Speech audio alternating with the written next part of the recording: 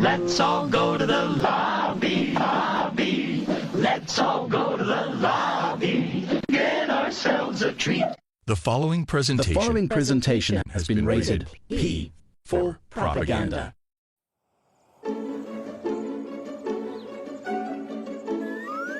Meet Chad. He's eager to participate in his civic duty by voting in the most secure, state-of-the-art democratic digital voting system ever. Hi, I'm Chad, and I can't wait to vote today. Chad begins by arriving at his local voting precinct. He is greeted by our very cheerful and friendly volunteers. Hello, and welcome to River Valley Precinct 1. Hi, I'm Chad, and I am really looking forward to voting today. Our voting journey begins with our highly secure and accurate digital poll book. This is the detailed record of all registered voters in Chad's precinct and state, making it impossible for anyone but Chad to vote in our safe and secure election. After checking in with our fine volunteers, Chad is handed a new ballot and directed to a series of available voting booths. He will fill in ovals for his preferred candidates with our special marker. Thank you. In some fortunate polling places, there is an option to make all of the voting decisions on a completely digital device, much like a touchscreen tablet or a modern slot machine. Wow, I voted. Well, easy there, Tiger. Not quite yet. Next, you have to enter your ballot into our ultra-secure digital tabulation machine from Domination Systems Incorporated, the Dominator 5000. That's amazing. What does it do? The Dominator 5000 takes every ballot cast at this polling place and totals the results inside of the tabulator. Our award-winning staff will be standing by for all your needs to ensure that your ballot is safely and securely delivered. That sounds incredible. It doesn't just sound incredible, Chad. It is incredible. And that means you have officially voted. Congratulations! Am I finished? Well, you may be finished voting, Chad, but your vote has a long way to go. In fact, it may have a late night. After this polling place closes, the final tabulation is transferred via an ultra-secure ballot data delivery device. Okay, I see. One of our poll workers takes the data storage device and puts it into the county's central election management system. From the election management system, it is sent to the Secretary of State's office via a highly secure digital transmission. So, is my vote delivered through the internet? No, Chad. None of the machines hook up to the internet. They are protected by the air gap. Wow, I had no idea my vote was so secure. It sure is, Chad. It's not only secure, it's safe and effective. Now, you may be wondering how all of the TV stations can get the voting results so fast. I sure do. Well, after it leaves the Secretary of State's office, the vote totals are sent via that same highly secure digital transmission system. Then the results are resent out and transmitted back to the TV stations for election night reporting. That makes a lot of sense. So there you have it, Chad. That is how your vote is tabulated and processed in the most secure, state-of-the-art, democratic digital voting system ever. I feel so great about voting. But wait, Chad, there is more. Ensuring the sacredness of your vote comes with a fully backed guarantee from the U.S. government. Any misinformation, disinformation, or malinformation coming from domestic threats will be instantly eliminated, and any perpetrators will be removed to a safe and secure location. Sounds like my democracy. No, our democracy is being protected. Not only can I vote safely and securely, I can make sure I'm safe and secure for other voters. Ouchie. Thank you. Great job! You have successfully participated in the most safe and secure, state-of-the-art democratic digital voting system ever.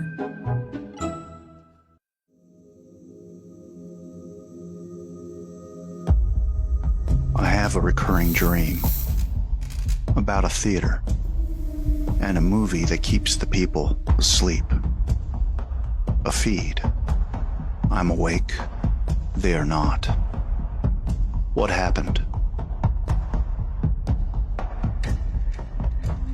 A rigged election removed the most powerful political figure in the world. This was a fraudulent election, but we can't play into the hands of these people. We have to have peace.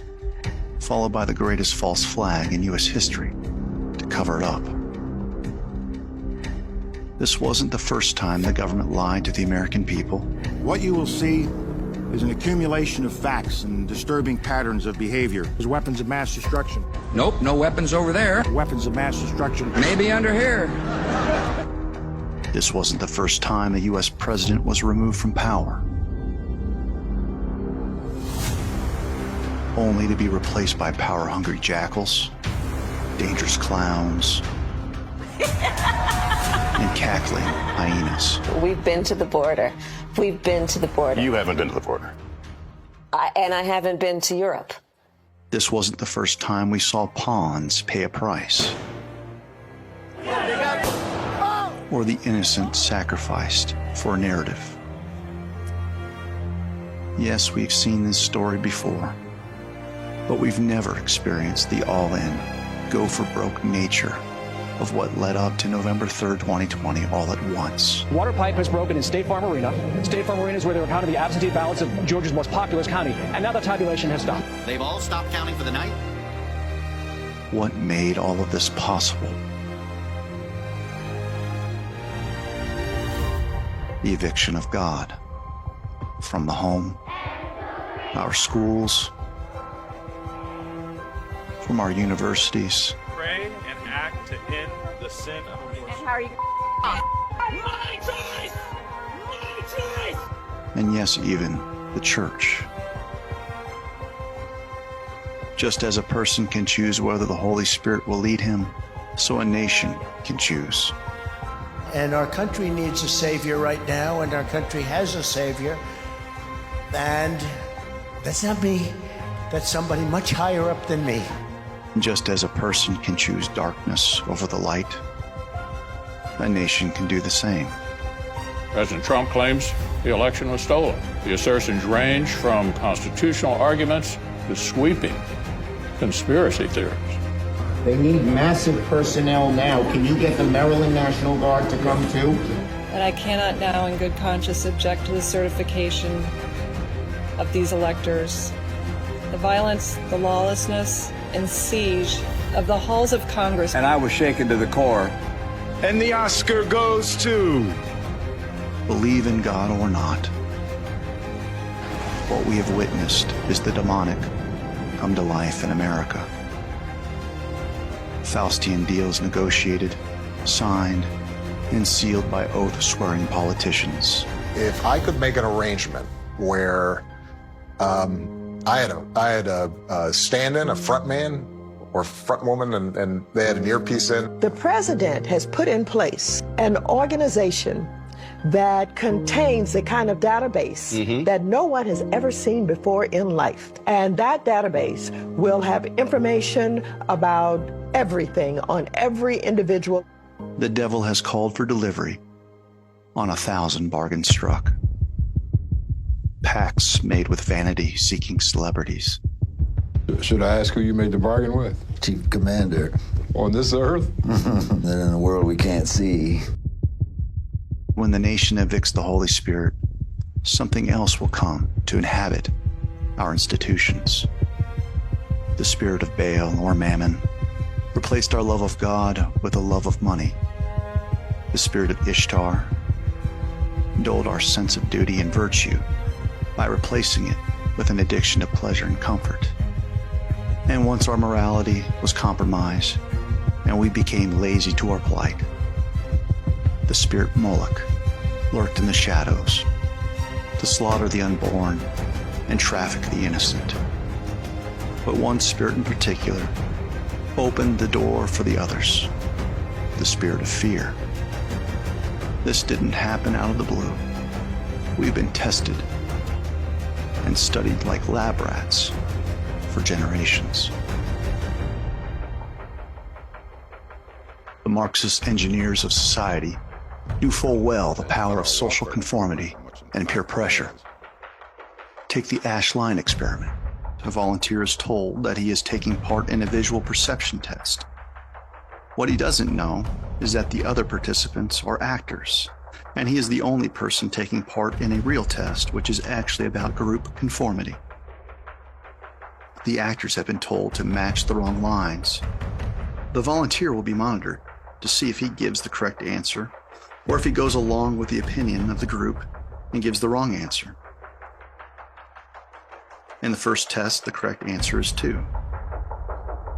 1. 1. 1.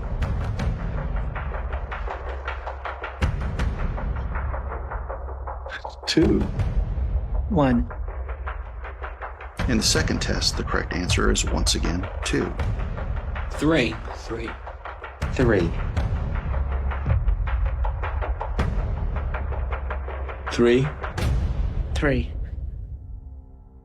The ash experiment has been repeated many times, with results supported again and again. Humans will conform even when we don't believe what other people are saying. Social engineering through fear could be seen in the lead-up to the 2020 election over and over again. I don't think people should be voting today. People dying. I have to come down here today and risk my life. Many Americans have wondered how the Germans could allow the atrocities of the Holocaust to happen right under their noses. Yet, Americans have been studied for years to see if they themselves could become instruments of death for other Americans. Psychologist Stanley Milgram looked at how humans responded to authority and how they were induced to obey unjust regimes and participate in atrocities. He set up an experiment. Volunteers were told they were taking part in scientific research to improve memory. Separated by a screen, the teacher would ask the learner questions in a word game and administer an electric shock when the answer was incorrect. He was told to increase the voltage with each wrong answer. Answer. Wrong. 150 volts. Answer, horse. Experiment. That's all. Get me out of here. Get me out of here, please. Continue, please. Go right on. I refuse to go on. Let me out. The experiment requires you continue, teacher. Please continue. Participants didn't know that the learner was really an actor, and the so-called electric shocks harmless. You're gonna get a shock. 180 volts. I can't stand the pain. Let me out of here. Stand it. I'm not gonna kill that man, eh? I mean, who's gonna take the responsibility if anything happens to that gentleman? I'm responsible for anything that happens here. Continue, please. 2/3 of the volunteers were prepared to administer a potentially fatal electric shock when encouraged to do so by what they perceived as a legitimate authority figure. In this case, a man in a white coat. 75 volts. I think something's happened to that fellow in there. I don't get no answer. He was hollering with less voltage. Can't you check in and see if he's all right, please? Milgram's results revealed that decent American citizens were as capable of committing acts violating their own conscience, just as the Germans had done under the Nazis. Figures throughout history have tried to warn us about the peril to come, such as Soviet communist defector Yuri Bezmenov. to change the perception of reality of every American, and it's divided in 4 basic stages. First one being demoralization. It takes from 15 to 20 years to demoralize a nation. This is the minimum number of years which requires to educate one generation of students exposed to the ideology of the enemy. America was never great! The next stage is destabilization. This time, subverter does not care about your ideas and the patterns of your consumption, and it takes only from 2 to 5 years to destabilize a nation. What matters is essentials: economy, foreign relations, defense systems. The United States is basically completed already. The next stage, of course, is crisis. Birx reveals that she and Dr. Fauci were lying to the president and to the American people about their COVID protocols. She admits to making things up, altering COVID reports, and misinforming us in the name of public safety.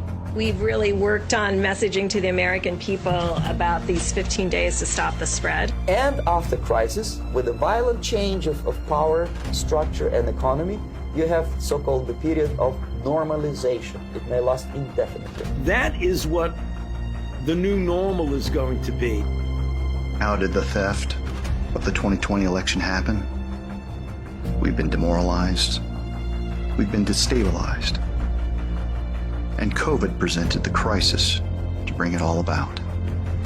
And if you're looking for the most explicit sign of normalization, look no further than Joe Biden being sworn in. This is your new normal.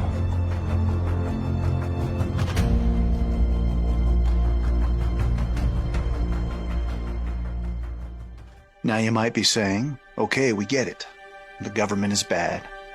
The media lies. Water is wet. But who exactly is the disheveled man I'm looking at? To answer your question, I suppose it depends on who you ask. My critics will tell you I'm a nobody from nowhere, a pseudo-academic, an election denier, whatever the hell that means, an existential threat to democracy. But it wasn't always that way. My name is David.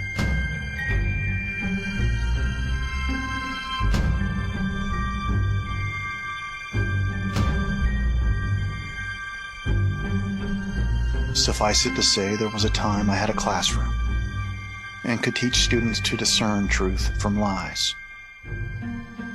But in the wake of an experimental jab, teaching students about the dangers of big pharma and holding the government accountable was now forbidden. He must get vaccinated or get tested weekly and wear a mask in the classroom. As you can see, I am not wearing a mask. Why is that? Because you're 6 feet away? No, because I haven't lost my mind. That's why. He has openly and notoriously and continuously undermined those policies. Your rules and regulations have an effect on the legal environment. I teach consumer protection. The first class of the semester. The first class was consumer protection. No, the first class everything that I talked about had something to do with consumer protection. That's right. It was the first class of the course for the semester. Yes. I posted my syllabi. I asked my students to review it before showing up to class. And then we started. And there was no greater teaching example on consumer protection than to talk about policies that are designed to scare the hell out of our students and deceive them about their safety if they put on a mask. That's a deceptive practice, and it violates federal law because we're telling our students that somehow their risk is mitigated by putting on that mask, and that is not true. What culpability or responsibility does this university bear for that? So yes, you may have a rule or regulation that says, Professor Clements, you can put a gun to that person's head and shoot them. And if you don't want to, you can leave. History's gonna judge us. And I guarantee you, it's not gonna judge you all kindly. You are calm and you're reasonable and you're articulate, they have to pull you off the stage. They absolutely have to. And the day after receiving the most prestigious award my college has to offer, I was suspended. They photoshopped me out. Oh my gosh. Look at that. Look at, you can see the paper. That used to be your face. Yep. 2 months later, I was terminated.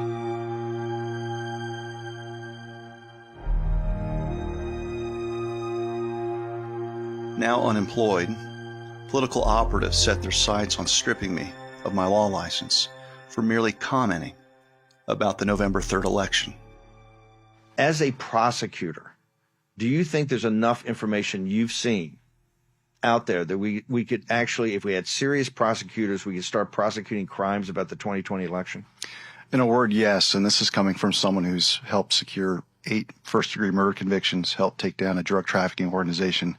I've maintained this for the past 2 years. I've never examined this much evidence about anything. So my critics jeer, "Mr. Unemployed Professor, go and practice the law."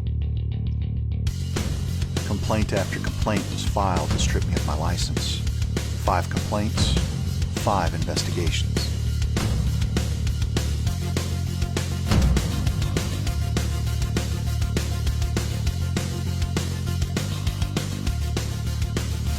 All this for refusing a jab that hurts, maims, and kills more than it helps.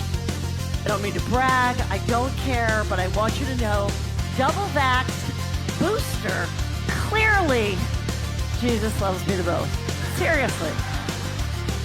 So nice, so nice.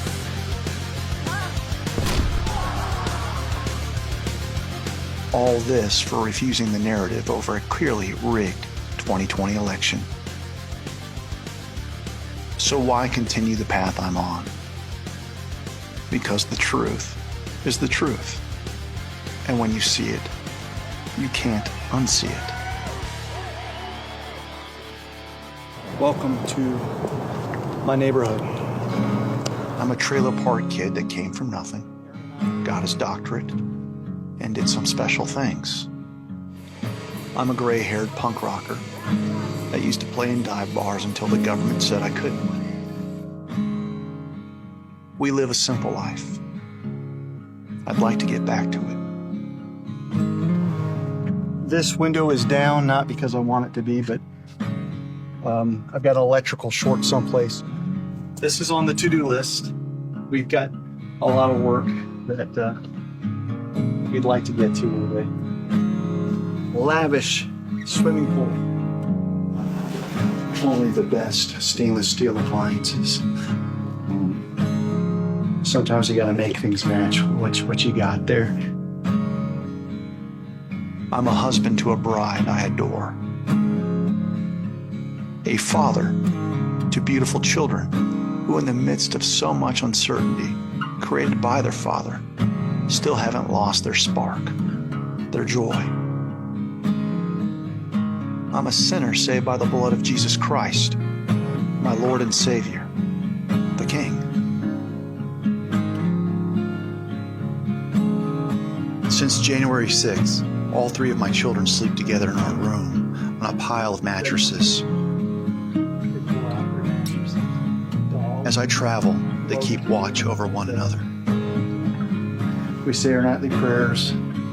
I wake up 2:30, 3 o'clock in the morning, stepping over bodies. These are the 3 that are in rotation right now that many people see me wear. This one I had to retire just recently because hole needs to get elbow badges. That's another thing that we're gonna have to fix.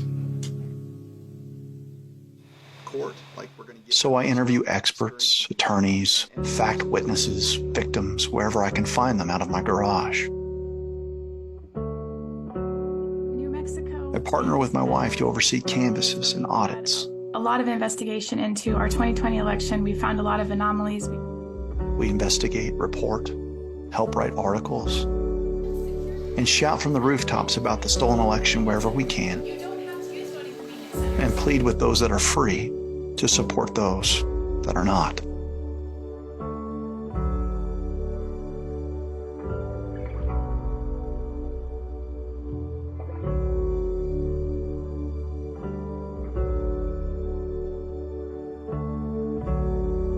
over 200 evidentiary presentations in 47 states.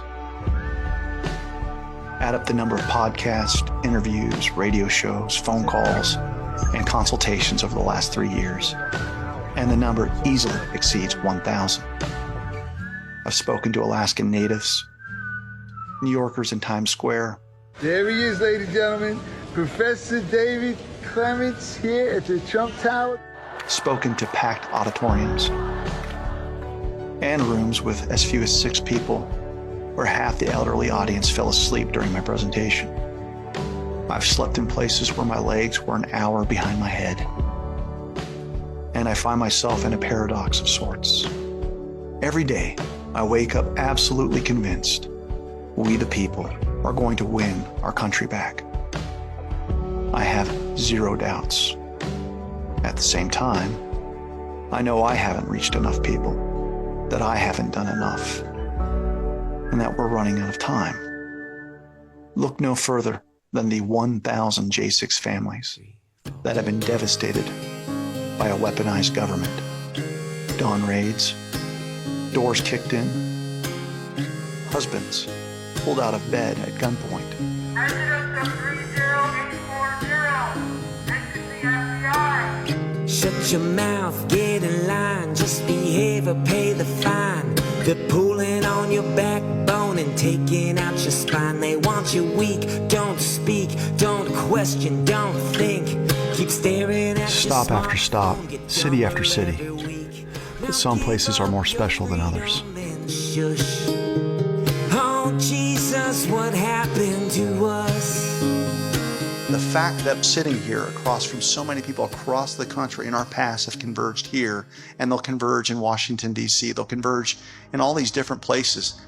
I hope you can see that God is at work through all of this.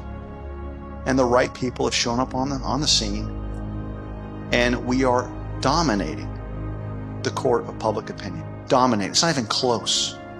As I stepped into the Capitol and saw okay, yes, there really is broken glass. Like, this really did happen. It was at that point I realized they set us up. I knew it was a setup. I knew that this was something that they had effectively done to make the Trump movement, the MAGA movement, the Trump supporters, the American people look bad. I knew that. But I didn't think that that plan included me personally. A whole line of officers just let me walk right in. There was officers everywhere, present. It was a total controlled situation. I was just in a state of prayer as I walked through the Capitol praying. I was very grieved. At some point just almost crying, and I probably did cry a couple times. You have family? Yes, sir. A wife and 3 children. Have you ever been in a cell before? No. It's a totally new experience.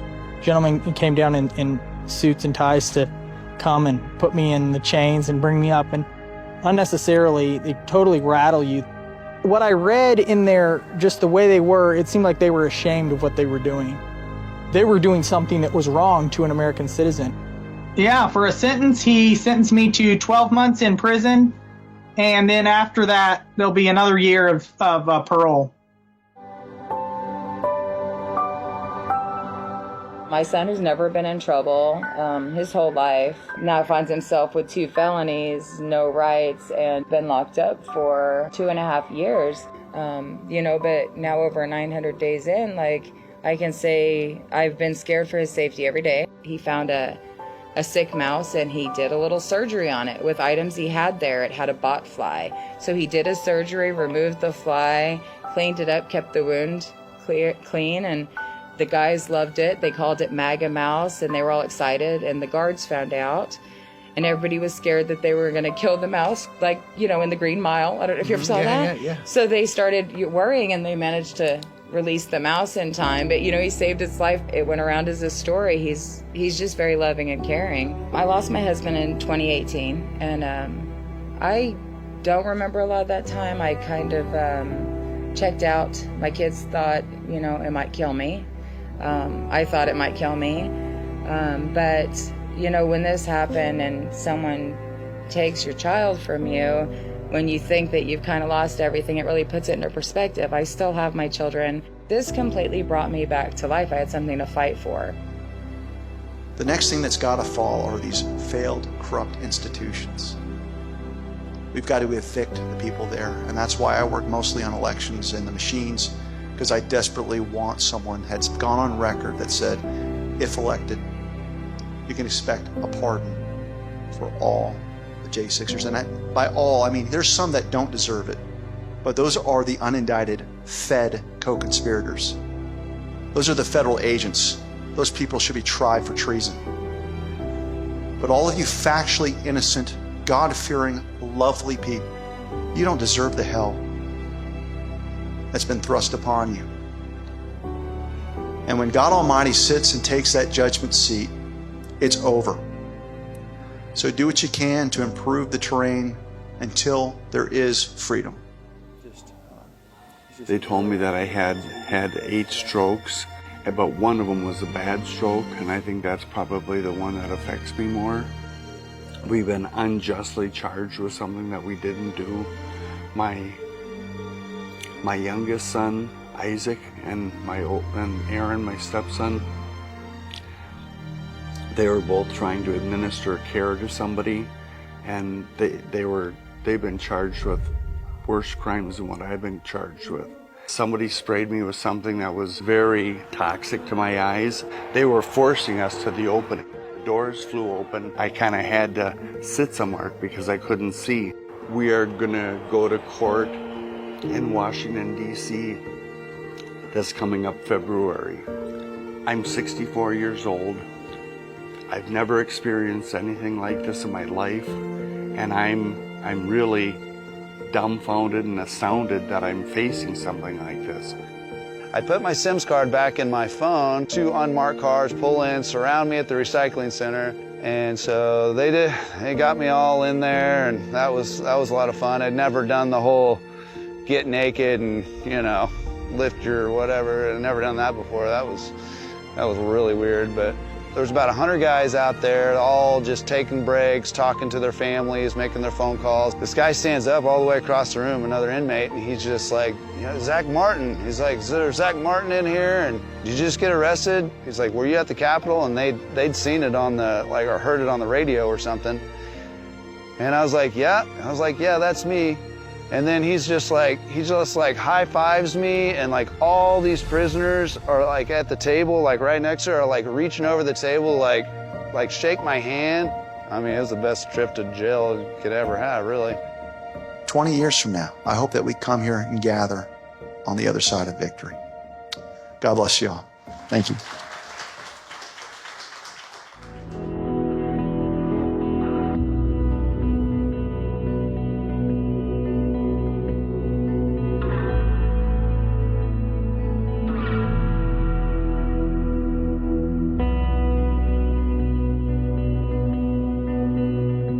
You know, on January 6, 2021, when the United States government murdered my child, they took so much more from me than just my daughter, because it shattered my belief in what this country stands for. When I was growing up, we were a country of greatness, and now we're starting to fall away, and I can't believe that my country is doing this. Since this January, they open up for people out here to go in to visit. Have you gone in to visit? Every Friday. Every Friday? Every Friday. So over my shoulder is Freedom Corner, and it's become a very, very hallowed place in the sense that there was a time where our J6ers were on this side of the prison. So come on over here, over to the wall. And as we sing the national anthem at the corner every night without fail, and they sing the national anthem, and inside the gulag over here, the prisoners sing along. And a lot of times we can do jail calls and connect. And we know that they hear us because they're able to flash the lights. And through these windows, you'll see the lights come on and off. 3, 2, 1. Oh, say, can you see by the dawn's early light what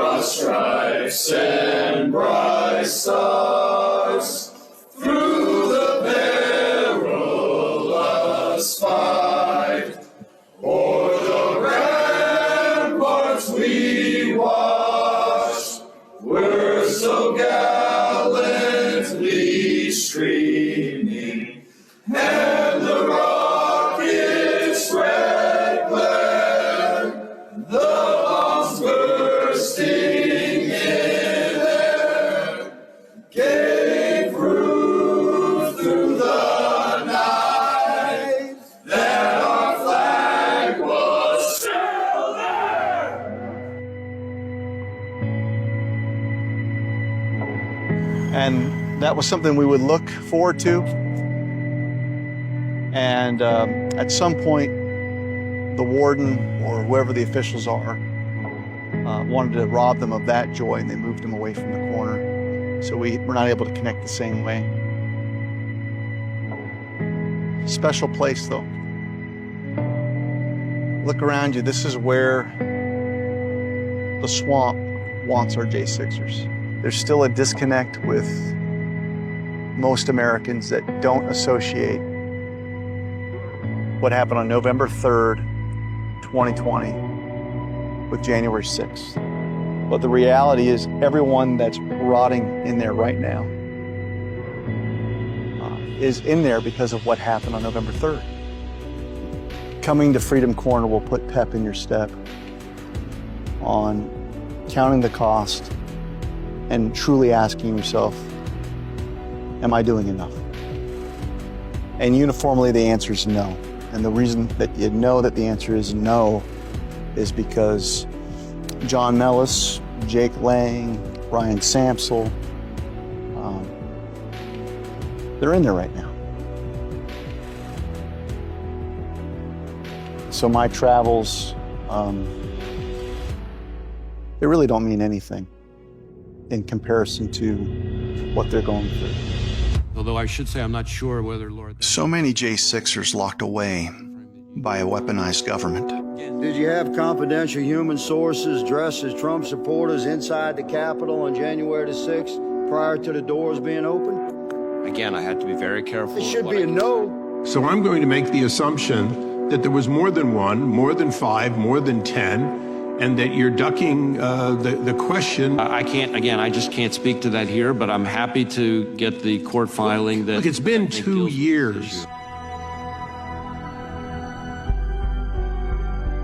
But how do you change that government when our politicians are selected rather than elected?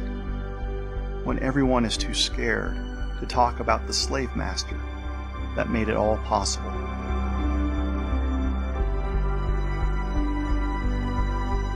In the simplest of terms, we use proprietary machines that use programs to steal, shuffle, dilute, and plunder our most valuable property interest, our votes.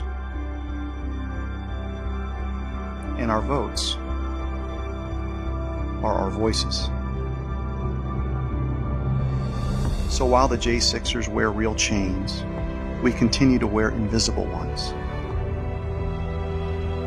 Oh, how I dream of breaking through the feed that keeps us asleep, to change the movie we've been watching, to expose the lies one by one. What if I could change the feed? I can see it now. I'm on my way.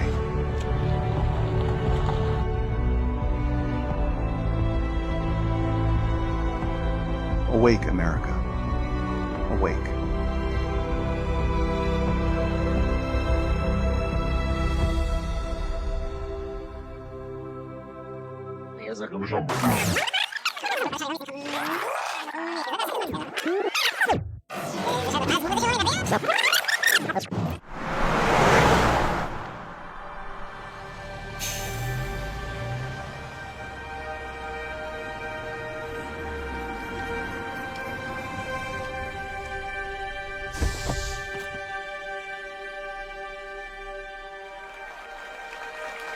Welcome to another episode of Break That Feed, Election Edition.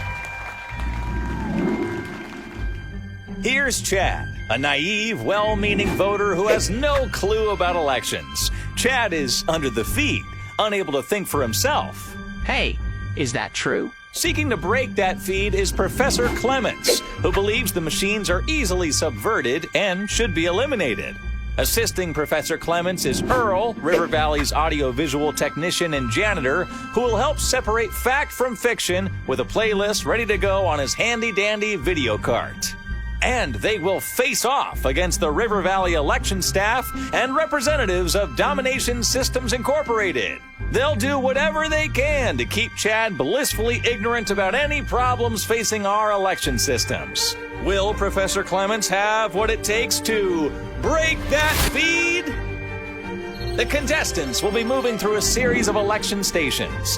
As Team Domination's claims are put to the test, our audience will provide pass-fail grades. And at the end of the show, Chad will have to make his decision about our elections. Will he stay comfortably numb, or will he break free from the feed? First up, we have Betty. She is one of the sweet volunteers that check in voters with fully digital e-poll books. I am really looking forward to voting today. Let me grab my ID card. Oh, that's not necessary. Our poll books provide an up-to-date list of everyone who has shown up across the state thus far, making it impossible for anyone else to get your ballot. All I need is your last name. Betty, how do you compile a real-time list of who has shown up across the state? Wouldn't you need an internet connection and remote access capability? Our domination election vendors have assured us that our machines do not hook up to the internet. Well, that's the start of round one, and Betty starts us off with 3 amazing claims. Use of the e-poll books are safe even without voter ID, there is no internet connection, and no remote access capability. What say you, Professor? Let's get started. All right, here we go. So in the case of electronic poll books, the legitimate connection to the network is to verify 2 things: that the person presenting themselves to vote is a registered voter and has not already voted in this election. Dallas County spent $4 million to buy 4,200 of these new electronic polling books from the same company that makes the county's voting machines. While these voting machines aren't connected to the internet, the polling books, which has voters' information, are. The polling books that we'll be using are fully compatible with our rigorous security system. What we saw in Dallas was that about 15 minutes before the polls closed, there was no one in line, and the count of people who had checked in started increasing. They just jumped again. All the numbers are jumping. Sitting here, we're doing nothing, and our numbers are just going.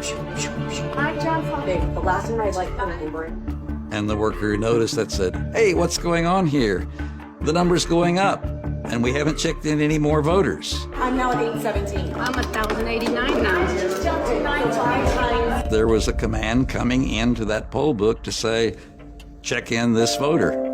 Dr. Doherty is correct. Experts are finding dedicated modems that directly connect with the e-poll books to relay real-time data. It's not just Dallas, where e-poll books are being taken over remotely. During a Georgia Senate investigative hearing, a poll worker describes how her poll book was taken over by Dominion Voting. I understood that the voting system was separated from the world by an air gap, that they're not connected to the internet. What I thought I heard you say is that you were able to contact Dominion, they were able to fix the problem. That indicates to me that somehow they're able to communicate with the device that you have. Yes, sir, they were. I had to give them permission to take over my poll pad so that they could reprogram it. CISA teamed with states across the country to implement connectivity to AT&T's FirstNet network. Curiously, just after rampant fraud in Georgia's elections was exposed, AT&T's central office in Nashville, which served the region, was destroyed in a Christmas Day bombing. Finally, if you have a voting convenience center, by law, it has to be hooked to the internet. Well, let's check in with our audience on Team Domination's claims thus far. Safe even without voter ID? No internet connection? And no remote access capability? All right, a rough start, Betty. It makes you wonder why we're even using electronic poll books. There is a much more nefarious reason as to why they are being used. As people are voting, all I really need to know is who's showing up. So the internet connected poll books tell me that. So if I have access to the voter registration database and those e-poll books, I can model the election. I know how many votes I need to inject. You see people that are stuffing ballots into drop boxes across your state. Did anyone think to ask, where did that mule get the information to stuff a particular drop box in a particular precinct with a certain number of ballots for a certain candidate? They're not going to these drop boxes blindly. There's a candidate that ran for office in Santa Fe. Her name's Catherine Clark, and she was getting her own copy of poll book data throughout Election Day. Morning, midday, afternoon, until the close of the polls on Election Day. At about 3 o'clock in the afternoon, she received a very curiously worded email from the Secretary of State that here is another set of poll book data just for you. And when you look at the digital record, you see that in the county that she ran for office, where over 70% of the ballots were accounted for, that number went to 0 for 12 minutes.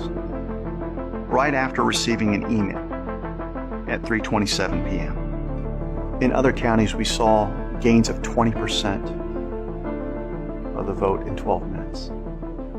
Catherine Clark wasn't just a candidate on a ballot in Santa Fe. She was also an official of the Democrat Party. She was also a political operative that ran campaigns for other candidates throughout the state of New Mexico, and she was receiving poll book data for all 33 counties. So when you couple that with what you saw in 2,000 Mules, it presents a very compelling picture of manipulation. Well, Betty, let's see if you can restore confidence with the voters at the next station. Since we've checked Chad in, I will now hand him a paper ballot with anti-counterfeit measures. I'm also handing him a special black felt tip marker so he can fill out his voting sections with ease. Chad can rest easy knowing that the only one that is going to fill out and submit the ballot is him. Impressive! Next video, please. There were many problems discovered during the Maricopa audit. So in the first place, the Senate subpoenaed the ballots, and the Board of Supervisors delayed 5 months before they delivered the ballots. Out of 1,600 something boxes, all but about 50, the seals were missing or had been broken. There was no chain of custody on them. Dominion has a very specific requirement for ballot paper to be used in a Dominion scanner. So we're talking about something that's 4 or 5 times thicker than an ordinary sheet of paper. It has to be manufactured by the Roland Paper Company in Canada, and it has to have an infrared fluorescent watermark on it. Inside the scanner, there's an infrared light and a detector to make sure that the ballot that's been inserted is not counterfeit. But when the citizen auditors actually got to look at the ballots, they found 9 or 10 different kinds of paper, most of which came from Staples and Office Max. You say, well, how is this possible that they scanned 2 million ballots and didn't detect and reject the counterfeit paper? It's very simple. There's a configuration setting to turn the detector off. So basically, the machine was set not to check whether the paper being inserted was counterfeit paper. And you can count counterfeit ballots as many times as you want and get the same numbers. But that doesn't mean that they were legitimate ballots, because they weren't. Acceptance of counterfeit ballots wasn't just relegated to Dominion tabulators in Arizona. In Alabama, a citizen went across the street and printed a ballot image on notebook paper. The machine accepted and tabulated the votes on every single ballot. So in other words, you can make 500 copies of one ballot and send them through. Just send them through. So this is why we need to be watching to make sure. Betty, those tabulators are gobbling those fake ballots like they were at an early bird Chinese buffet. And it looks like our audience has seen enough. On to the remaining claims. In these tabulators also exists a printer. So while you're scanning, if you happen to have empty ovals, the machine can fill out your ballot. Now you notice that some things are circled, but if you just look at the image on a screen, you can't tell that there's anything wrong here. But when we put our fingers on this physical ballot, we noticed a couple things. That these two ballot ovals were filled out by the machine. And the only reason why we caught this is that when you use a ballpoint pen, you can feel the indentations. Now, isn't it curious that every rhino, Democrat, and election worker says, don't use a ballpoint pen, use a felt tip pen. Make sure that you use black ink only. And why are they saying that? Because that's what's in the cartridge. And if you use blue ink on a ballpoint pen, you'll be able to see the difference. Here, during one of 8 county audits, Aaron confronts an election administrator with ballot after ballot being filled out by machine and hand. So here's 7 more. The administrator would do nothing with the evidence presented. Listen, nice. I think we need to stop. I think you need to do your job. The audience has spoken. Chad, what will you do? I don't feel great about my ballot going through one of those machines. Chad, while this won't solve all your problems, why don't you use this blue ballpoint pen? It will at least make it harder for bad actors to cheat. Give that blue pen to me. All right, while Chad is filling out his ballot, we'll head over to the next station. Betty has tagged out, and replacing her is Heinrich Kummer, a domination machine expert who is standing by the Dominator 5000 tabulator. Chad, there's no remote access capability with the Dominator 5000. That means no modems, no chipsets, no need for networks like Verizon, AT&T, or Sprint. It's impossible to flip votes. And make sure that at the end of election night, we perform a little audit called a canvas. What wireless chipset / modem does the hardware hit? We support a variety. Verizon, AT&T, or Sprint, assuming all? Yeah, all networks. Currently in Chicago and Cook County, we work with Verizon to secure that network. Voting machines are not connected to the internet. This is something that you hear all the time in the U.S. from election officials. Unfortunately, it's not actually true. And many new voting machines come with 4G wireless modems so that they can be connected to the internet from the polling place in order to upload the results faster. Whoa, that didn't take long. And you look and sound just like the guy on the video we just played. That guy's name was Eric, E-R-I-C. My name is Heinrich, and that guy is talking about Dominion voting systems. I work for Domination Voting Systems. They sound similar, but are very different. See, take a look at the logos. Now, I'll admit that video didn't help Team Domination, but no vote switching is happening. We'll see about that. Nation-state vulnerability expert Jeff Lenberg, who had top national security clearances at Sandia Labs over a 31-year career, was called to inspect both Dominion and ES&S machines in Michigan after 7,000 votes belonging to Trump were awarded to Biden. Here's what he had to say. Our team documented in interim external access to the EMS by an anonymous user, okay, with no credentials. That means they had full access to all of that software that was on. If they want to download that software, figure out how to subvert it, get back in, make changes, they can do anything they want to. This system was subverted. And the reason is that these indices that shifted had the effect of Biden's votes being thrown away, Trump's totals being awarded to Biden, and Jorgensen's totals being awarded to Trump. After gaining access to a forensic image of the Dominion election management system in Mesa County, Colorado, IT experts demonstrate how easy it is to switch tens of thousands of votes from Trump to Biden in seconds by simply changing the index number next to each candidate's name. This is a backdoor utility called SQL Server Management Studio that is actually installed on the image of the voting system. So is it certified? It is not on the list of certified software. What I'm going to do first, I'm just going to pull up the presidential results in Mesa County for that election. And here they are. You can see Biden has 31,000, Trump has 56,000. Okay. So I'm going to come up here now, and I'm going to make a quick change. Change that. You change that to a 2. Yep. I'm changing Trump to a 1. Okay. And then I'm going to come up here, and I'm going to rerun it. Report. And there you go. Biden, 56,000, Trump, 31,000. So I just flipped the results of the election using a tool that's actually built in to the voting system. And what I did is not even logged.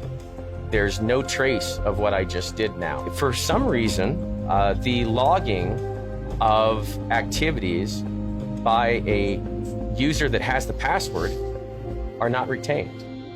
In Pennsylvania on live TV, Trump had 1,690,589 votes, while Biden had 1,252,537 votes. The time was approximately 11:08 Eastern Standard Time. The next interval report shows Trump's votes decreasing to 1,670,631, and Biden's votes increasing to 1,272,495. The time is approximately 11:09 p.m. Live on CNN, exactly 19,958 votes were switched from Trump to Biden. This means Trump lost 39,916 votes. During the 2021 election in California, 351,000 votes in favor of recalling Governor Gavin Newsom were deleted live on air. Impossible to flip votes? Survey says fail. Again, that's Dominion. I work for Domination. And as I mentioned earlier, we do a canvas where we will compare the tabulator printout tape with the computer results. So, for example, if you were to load 7 ballots right here, right now, let's say 1 for an independent candidate, 2 for Biden, and 4 for Trump, everything would match perfectly. Let's put that claim to the test. So this first ballot is for Jorgensen. Yeah. This ballot is for Biden.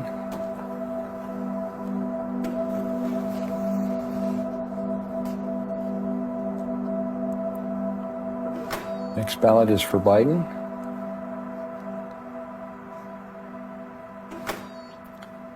The next ballot is for Trump.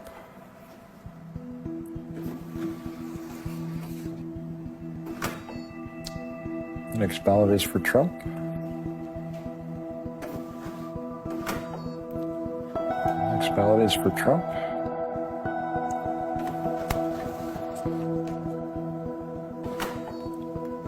The next ballot is for Trump. And that's the 7th one. Okay, we finished our election. We've done 7, so now we're going to close the polls.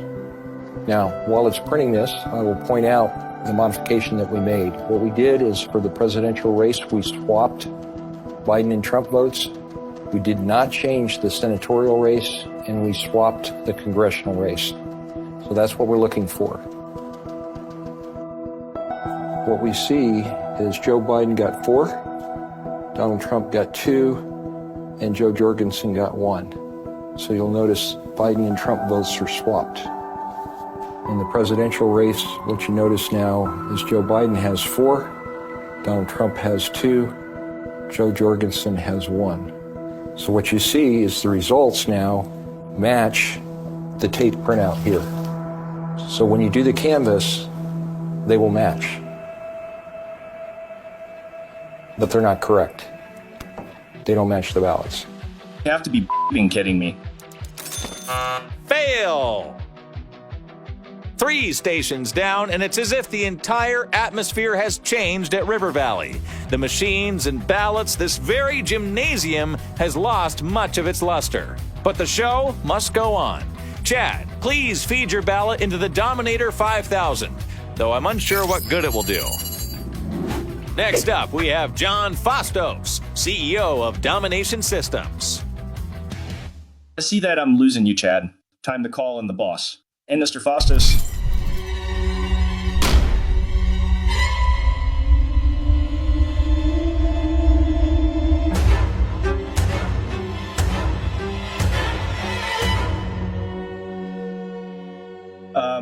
Mr. Fastos, I hate to bother you, but it appears we are losing one of our customers. Did you tell him that domination systems are, by design, meant to be used as closed systems that are not networked, meaning they are not connected to the internet? I tried to... did you show Chad my 60 Minutes interview that makes me look really sympathetic? People have been put into danger. Their families have been put into danger. Their lives have been upended, and all because of lies. I haven't had the time, boss. This David and Earl keep countering all our vendor approved talking points. Need to matter to me. Chad, I will concede that voter fraud occasionally happens from time to time.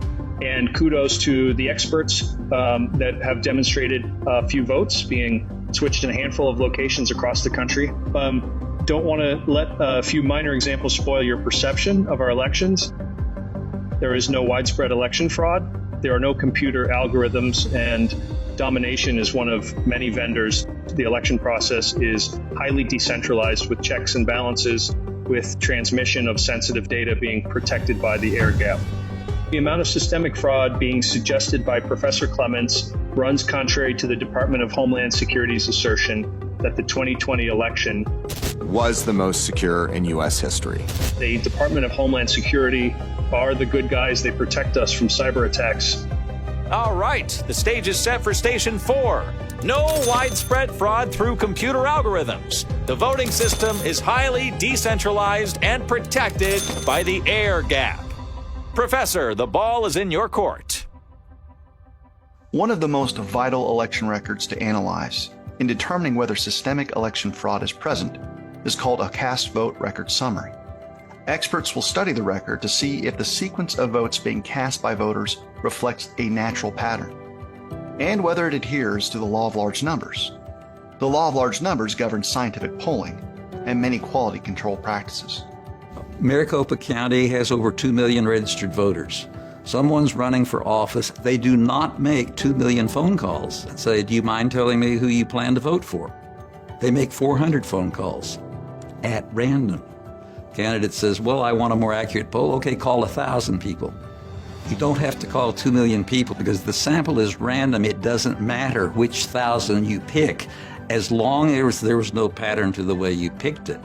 One of the citizen auditors gave an interview and she said the box of ballots that I went through to inspect was 7 Biden, 1 Trump, 7 Biden, 1 Trump, 7 Biden, 1 Trump, 7 Biden, 1 Trump. People do not line up that way at a polling place. Transfer that concept to elections. An election is a poll. The ballot that you're marking shows your preference for a certain candidate. So you would expect to see within the CVR the same phenomena that you see in polling, which is some variability in the beginning and then a flat line. Instead, what we're finding is a spike for a predetermined candidate and a linear drive towards a predetermined set point. And I looked at the curve and I said, that's a PID controller. So what's a PID controller? Well, it's proportional integral derivative. It is the simplest closed-loop feedback system.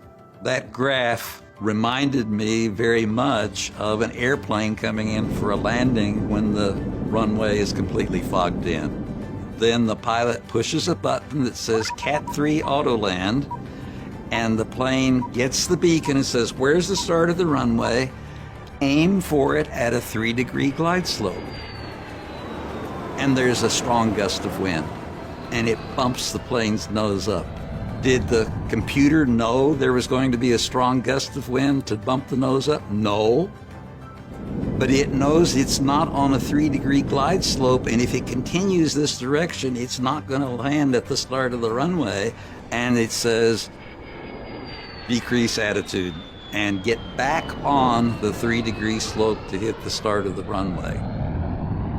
Let me put two races side by side, which are completely different in every respect. So two different counties, Pima County, Maricopa County. Two different machines, ES&S and Dominion. Two different races. We'll take county sheriff and president. That means two different pools of voters. Two big peaks, 2-to-1 slope, 25% of the way, there was a little bump, and it tracked on down. In Pima County, 16 of the 17 races were won by the Democrat. One race was won by the Republican with exactly the same curve. But what this tells me is that at the bottom, all of the election software is the same. In fact, over 400 cast vote records have been analyzed in over 300 counties across the country, and we're finding the same phenomena. A spike for a predetermined candidate, a linear drive towards a predetermined set point that violates the law of large numbers, that is predictive and therefore impossible. How is it that Congress routinely holds a meager 25% approval rating, yet the candidates win election after election? It appears all have booked a flight on the PID Express. Destination victory is all but guaranteed when you use the proprietary black boxes. We have seen the PID control in the cast vote records across the country, and voters want examination of those records in their respective counties.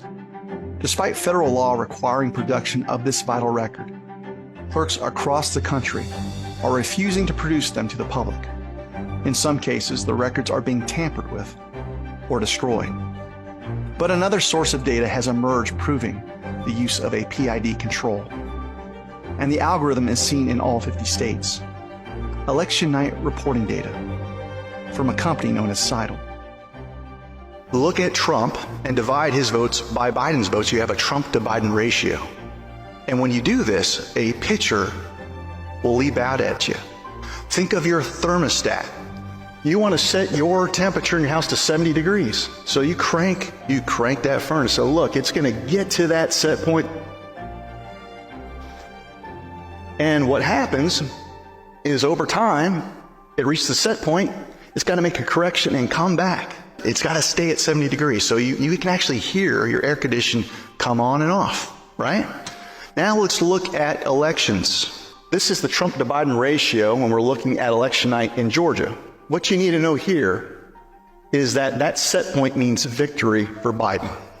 If Trump gets above it, he wins. But if it comes back to that set point, he loses. So we see Biden vote injections, and then we see an impossible arrangement of data throughout election night. So what's going on right here is to maintain this set point, just like you want to maintain that 70 degrees in your home, they have to have 50-50 ratios. So when you have a batch of votes that come in from election night reporting, guess what the ratio was? 50-50. But we got to keep it there. We got to maintain the set point. So the next batch of votes comes in, it's 50-50. 50-50. 50-50. How many batch sets in a row do you think happened in Georgia? 55 batch sets in a row at 50-50 to maintain that flat line to bring it in. Wow. But over time, you need to drive down with greater precision to make sure that you definitely get the set point. And so what happens is over time, we saw over 90 batch sets of votes where Trump got 49.9% versus 50.1% from Biden. Wow. In a row, over 90 reports from this Seidel data that we were able to monitor in a row. Folks, you can't out-cheat or out-vote the machines. It's gonna find its set point. It's pretty horrific. Would we all agree that elections are supposed to be additive processes? So each interval report, you would expect to see more votes, not deletions. More votes, not deletions. Well, look at this real-time video of the Edison reports. You got total votes at the top, you got in-person votes, and then only have mail-in votes. And look how it pauses, and there's oscillation and deletions. This is the algorithm trying to figure out the math problem that is you. And if I let this video play to its completion, you'll find out it wasn't just Pennsylvania. We've got 3 counties in North Carolina. We got 3 counties in Georgia. And guess what? In Georgia, we know for a fact that CITL directly contracts with the state to get that data. So you should not see any deletions. You should see no oscillation. Once they've put everything on the internet, cloud-based software, and the canvas is complete, they take that USB drive, which has read-write capability, and they put it back in their county EMS computer. Our Secretary of State calls this protecting the air gap, because there's that gap, right? You use the USB to move the data over. But this is the opposite of protecting an air gap. By using a USB that other people have handled that isn't actually secure, and you're downloading data onto a computer that supposedly holds the official election results, it's a farce. All right, so he just handed me a USB drive. Okay, I'm just going to do this really quick. You're going to lose my audio here for a minute. So here's my hand. All right. Plugging it in. So you just plugged in the USB drive? I'll keep my hands up here off the keyboard. And I'll keep my hands up here. Watch the screen. So this is running another backdoor utility, a second one that is on the voting system, pre-installed. It actually just ran some database commands using that second backdoor utility that's on the system. And now I'm going to press the execute button. Okay. So I'm clicking my mouse. And notice that the elections flipped again. So Biden now has 31 and Trump has 56, the way it was originally. If a election worker wants to tell me that our machines are not hooked up to the internet, it's stored away behind a locked door, it's placed there under armed guard, and there's no chip modem devices, then I can concede, for the sake of argument, that perhaps that machine wasn't hacked. And that could be the truth. But if I get a cast vote record summary from those tabulators, and I see an impossible arrangement of votes, that tells me that it was subverted a different way, because it was subverted. So pick your poison. Was it because a vendor subverted your election file? Or are you using a reconciliation process with integrated software that has backfilled and overwritten your data? We shouldn't have to listen to a bunch of election deniers. Look, here's a story about this professor. The trusted Washington Post says he spreads myths. He's a myth spreader right here in print, in the news. Since when do we not trust the news? Heinrich or Eric, whatever your name is, I'm glad you wanted to discuss my credibility, because there's a witness that overheard you during a meeting leading up to the 2020 election. His name is Joe Altman, a tech CEO and system architect expert. Eric Coomer is the Director of Strategy and Security for Dominion Voting Systems. He is a shareholder. He does own the patents for adjudication. Now keep in mind, I had no idea that Dominion ran 50% of the vote of the American people. Now, I wasn't looking for Eric Coomer. I wasn't looking for Dominion. But God was. So then this kid came to me from Antifa, and I became the #1 target for Antifa. They hated me. But then the next time we had a meeting, he showed up and he's like, listen, he's like, well, I can get you on a call. All those guys that are journalists out there, they're actually not journalists, they're Antifa activists. That's how we got to the call, and him saying that, hey, don't worry about it, Trump's not gonna win, I made sure of it. That was in September of 2020, before the election. It seemed impossible. Like, how could someone be that evil? Right? He's got a Church of Satan, the Screaming Pope tattoo on his arm. He wrote a story about how he raped, abused his wife at the time, and then published it with the email address. He posted the Antifa manifesto on his Facebook page. He posted things like that were anti-police, anti-Trump, anti-American rhetoric, put up stuff like F the USA, kill pigs. This guy is responsible for 50% of the vote of the American people. I don't have to listen to this garbage.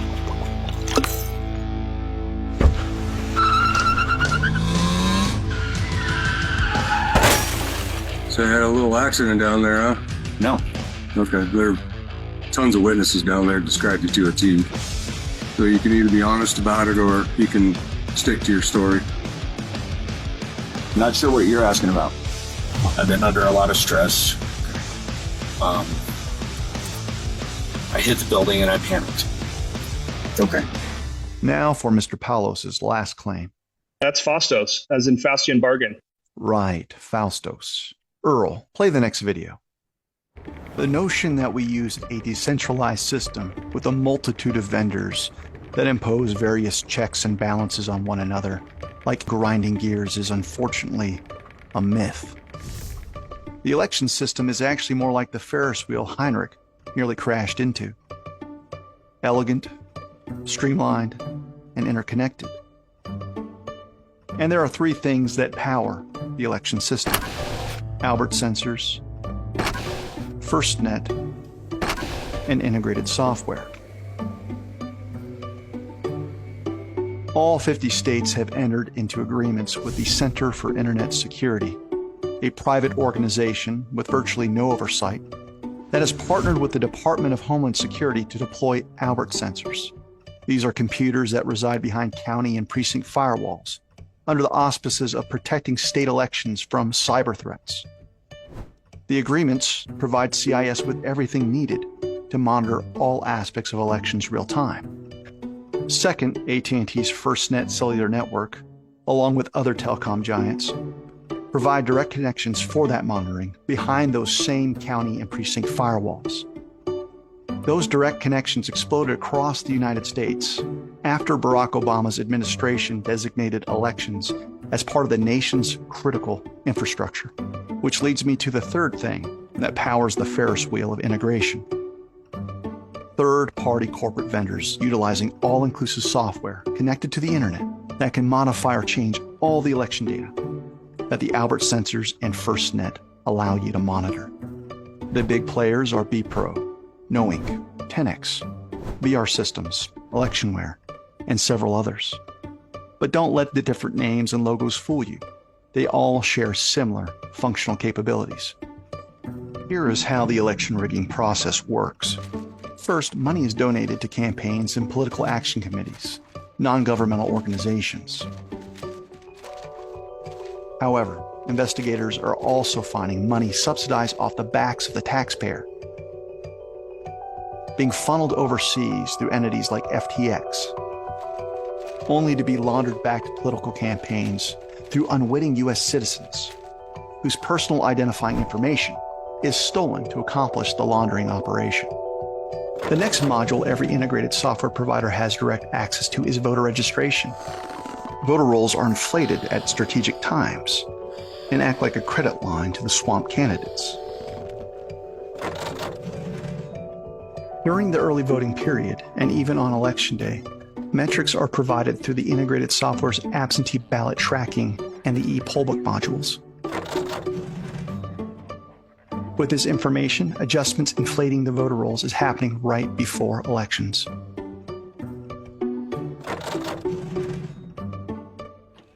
Ballots can be printed and even pre-filled ahead of time, many of which are produced out of thin air, are picked up at NGO headquarters by ballot mules. The mules will strategically deliver illegal, fraudulent ballots to drop boxes paid for by Mark Zuckerberg, most of which have no surveillance cameras.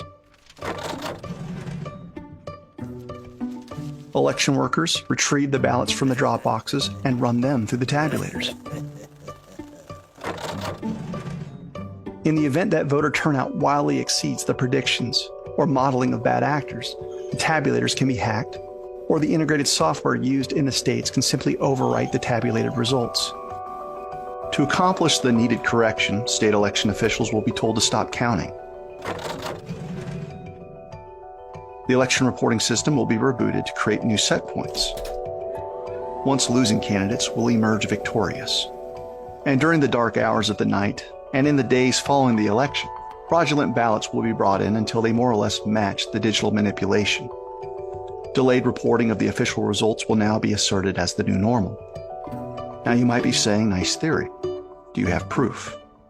Well, let's take it from the top.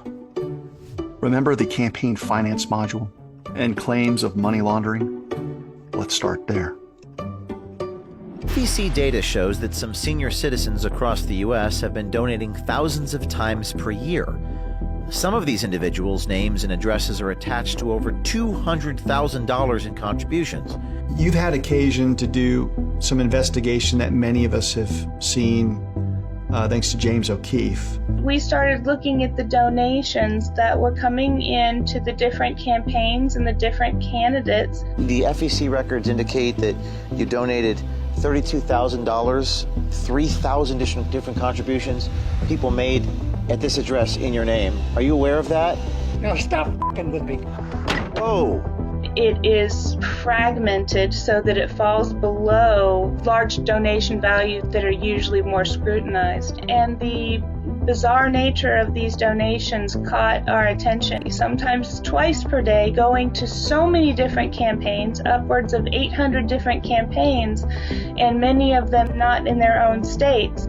You did donate to ActBlue, right?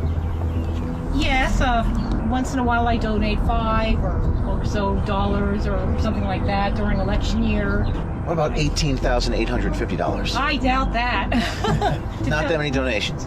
No, I don't think so. You're listed as someone who's given over 31,000 individual contributions to various causes for a total of $230,000 using your name in this address. No, that's not us. 18,672 different contributions that total an amount of $170,221. No.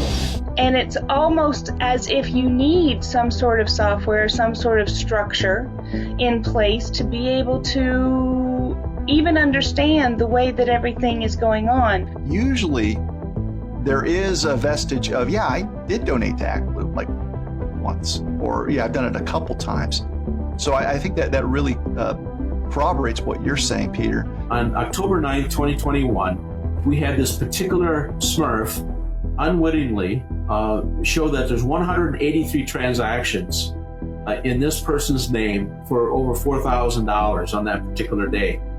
But the bigger picture, I think, is when you look at the pattern on the chart over time, and you can see again that is not human behavior. This is a computer algorithm that's spreading up or divvying up, whether it's $5, $10, $50 million amongst tens of thousands of Smurfs across the country. The next module every integrated software provider has direct access to is voter registration. The most startling thing was that was the primary of 2022. We started in June, and we were getting daily updates because that list of people that request mail-in ballots, for example, gets updated on a daily basis. And as we're going through this list of addresses, a road jumps out at me because it was local to my town called Red Belly Road. I looked at it, it just jumped off the page at me. I went, looked at Zillow, couldn't find it. Couldn't find it in Google, couldn't find it in any of the tax appraiser records. And then we were like, what's going on here? Where'd this road come from? So we went and looked to see who was currently at that road, because we had the current voter rolls, and we noticed that 37 people at that month, in that month that we were looking at. Lo and behold, everything came back as 12th Street. And then when we looked up 12th Street, all these people existed. Their deeds matched, the addresses matched, everything was in Google, everything. So it was like, okay, how did these people go from 12th Street now to a fake address? And out of those 37 people, 5 of them requested a mail-in ballot. As we're looking through this, we get the new disc for August. We check the new disc again for these same voter IDs. Now everybody's been switched back to 12th Street. So if you're following the timeline, they were 12th Street in the 2020 election. They switched to Red Belly Road somewhere around June. They requested 5 mail-in ballots that showed delivered. Why on earth would they show these ballots as being delivered to a fictitious address? And then right in time for the official results of the election, they were switched back to 12th Street. We always thought that the voter rolls were static, kind of like a piece of sheet of paper that you're just appending new records. We didn't think that older records were being manipulated in real time during the election. That example of Red Belly Road was what we call an address flipper. That in our mind is identity theft, because we actually went and had affidavits on everybody on that street right after the election. No one knew what we were talking about. No one asked for their address to be changed, and more importantly, nobody on that street asked for a mail-in ballot. So the other ones that we saw was the insertions. Insertions was basically you would see somebody that was previously marked inactive in another county. They would be reactivated and slipped into a new county, and sometimes their birth date would change, sometimes their name would change, and in most cases their party changed. So we were seeing them slip these new people into new counties, and then per the supervisor election, if they're looking at that person, they would just think that this is a new person that just moved into the state. They had no idea that they were previously marked inactive in another county. And then the last one is probably the most troubling is deletions. For example, Palm Beach County had 53,000 people removed from the voter rolls for a month, and then they came back in December. So they were just deleted for 1 month, and then the next disc that we got, they were put back. And this was Trump's county during the election. I am to believe that you passed in a mail-in ballot in October and you were deleted in November from the voter rolls? Like, that doesn't make any sense to me. So the first pattern I looked at is our Secretary of State publishes how many people are registered in every county and every precinct on a monthly basis. So I started by plotting that, and I found that all of the counties would change by approximately the same percentage every month. This enormous buildup in registrations in every county, and they're all going together in unison, all 33 of them. And then I plotted how many people were being registered by day for each county. They had this perfect weekly repeating pattern. So I just knew that isn't real, that you cannot have 8 people show up every Tuesday in Doña Ana County to register, and 6 of them are going to be Democrats, and 1 will be a Republican, and 1 will be a declined to state. That's just not how people do things, especially not in 2020 when everything was shut down.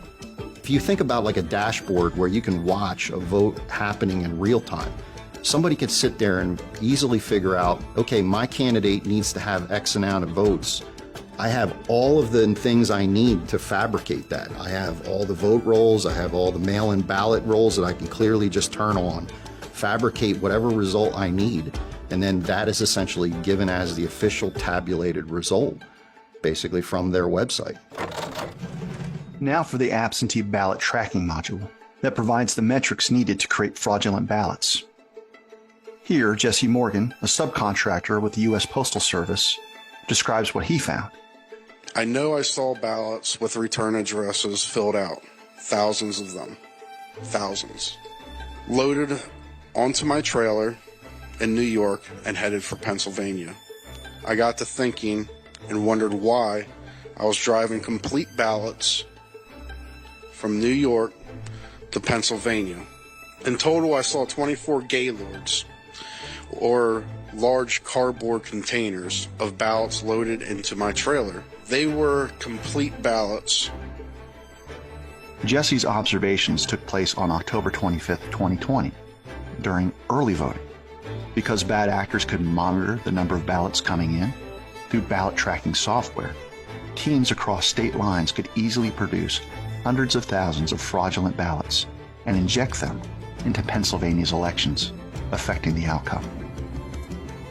Now, tracking absentee ballots during early voting is all well and good, but what if a bad actor needs to make last-minute adjustments on election day? Here's where the electronic poll books come in. We've already seen commands to check in voters that were not physically present. Sitting here, we're doing nothing, and our numbers are just going. But how did they vote? Here's an example of a poll worker filling out ballots while an election was ongoing. The process is simple. Track who's shown up, check real voters in digitally who have not shown up, and then create and fill out a ballot to match the digital subversion. This lady is marking the ballots. I filmed her a half hour ago doing 6, and she's still working at it. Let's stamp it, received, and let's fill in our 6 blanks. All at the top of the tickets on each one. 1, 2, 3, 4, 5, 6. And there's a security guard right there who's watching her. Disgusting. We've already addressed the cast vote records. and the subversion of tabulators that led to an impossible arrangement of votes. Just no integrated software such as TotalVote allows bad actors to overwrite tabulated results once they are transmitted from the county on their internet-connected election management systems. But what about real voter turnout, wildly exceeding the bad actors' predictive modeling and the algorithms used? What then? Election officials will instruct workers to stop counting, and the media will begin to shape public perception. Election workers in Allegheny County are back to work after pausing counting overnight. Butler County had to press pause on counting ballots. Nevada, meanwhile, has stopped counting votes until 9 a.m. on Thursday. Good morning, Heather. They did have to press pause overnight. They will be back in a few short hours, expected to resume counting around 8:30 this morning. Fulton County is now going to stop counting at 10:30 p.m. and will resume their count at tomorrow morning. They basically stopped counting tonight. They're going to start counting again in a few hours. It's already tomorrow morning, right?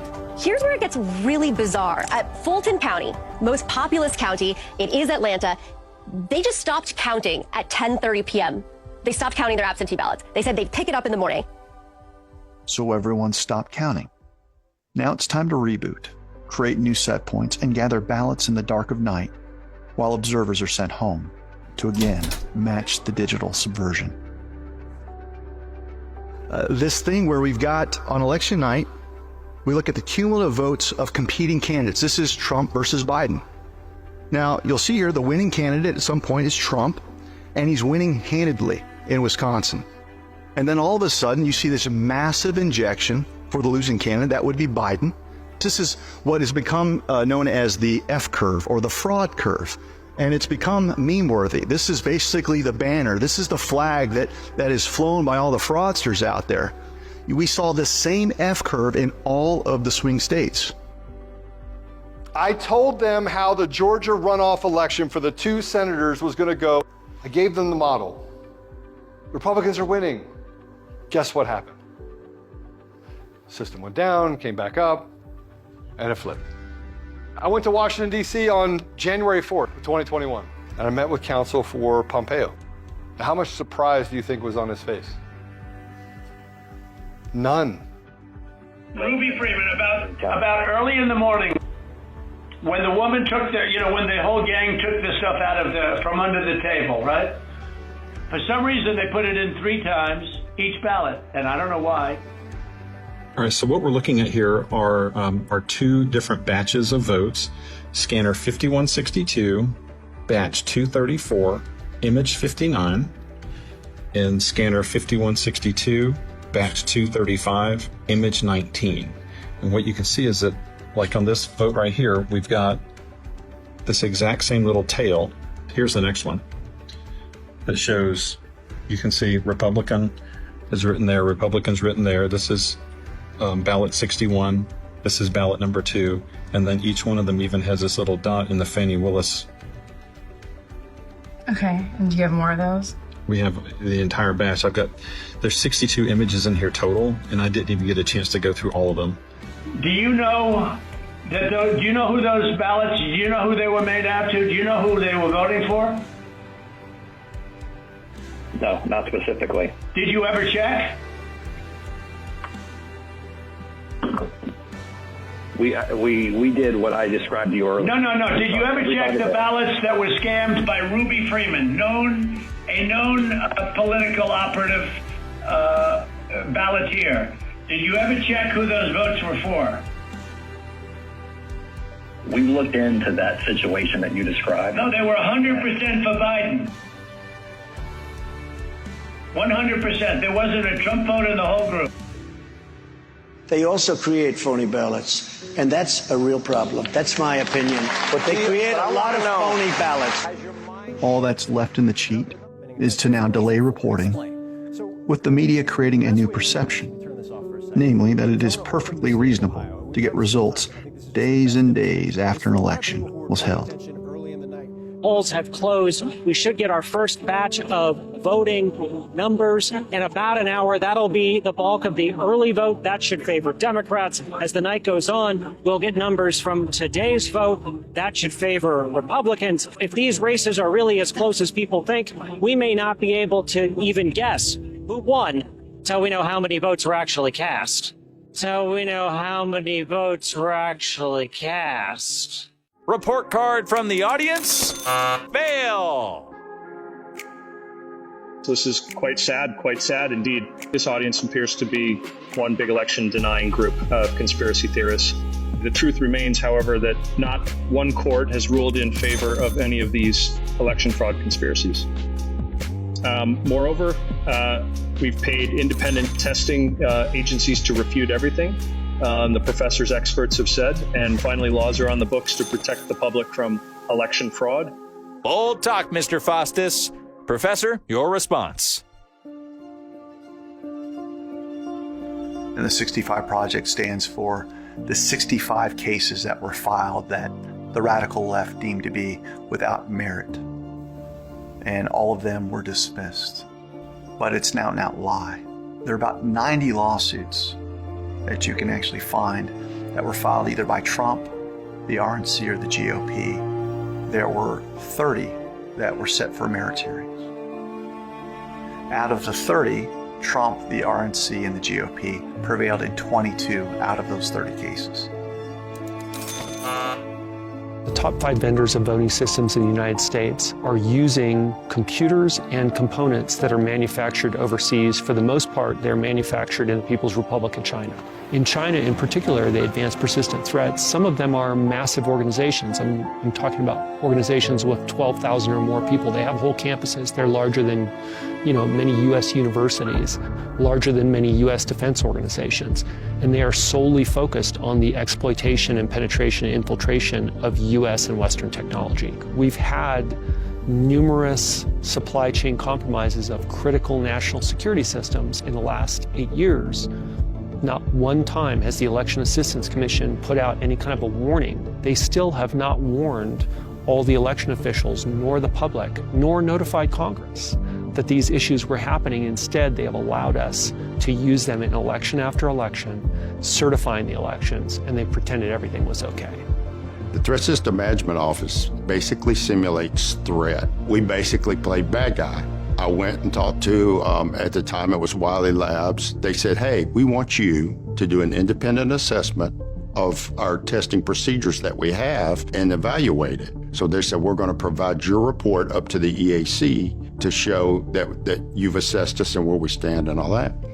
So in order to do that, I, of course, first have to see, well, what are you testing to? What are the standards, the requirements? The very first thing I found is the VVSGs were inadequate. I always refer to them as they weren't standards, they were substandard, because they are not sufficient. These are systems that if you were looking at an overall industry organization, these would be your critical systems, just like the ones that process your credit card payments. After I've hacked into a system, I write the report. I would say for your normal, what's referred to as a kiddie scripter, which knows about hacking tools and knows how to use some of the tools, but has no basic knowledge of systems really well. And this is people who can just watch a few YouTubes on Kali Linux or something like that and get into these systems. On a scale of 1 to 10, with 10 being the most difficult, how easy is it to hack into these systems? So, as foreign adversaries, you're talking about advanced persistent threat level players. So can I go to a 0.5 instead of a 1 as the lowest, since that's not a 0? When you do the financials for a major corporation, what an auditor does is what they do is they go in and they look at the systems, and there's a lot of work that's done there. You got to make sure there's no gaps, no way that this system is going to come up and generate the wrong number. Across the country, when you've got systems that are in use in these elections and you can't look at them, we can't even have access to them. I mean, it's beyond belief. Any of those things in front of a board, they'd say to the management, the CEO, get it fixed right now, and that's it. It's not an if, it needs to be fixed right now. And if there's a system that bad, get rid of it. We don't want it. If you don't have support for the numbers, find it or make the adjustments. You're putting us at huge risk here. And the same with the processes. If you've got processes where people are able to do things behind closed doors and you're not letting the auditor see that, that needs to be addressed right now. Who's going to be fired? That's the way it is. And so when you compare that to this election of 2020, Absolutely. It was stolen because it never should have been certified. What I'm saying is nobody's following the federal law, including the vendors. There's really 3 laws that apply. There's the National Voter Registration Act, there's the Help America Vote Act, and now there's FISMA, which is the Federal Information Security Management Act, that applies because it was declared as critical national infrastructure. There's a tremendous error rate in the voter registration books. People that are looking at material compliance issues from New Mexico and Arizona to New York and Pennsylvania, they're all finding gross inaccuracies. As a co-author of the Help America Vote Act, have you observed material compliance with the Act over the past 20 years? No, not at all.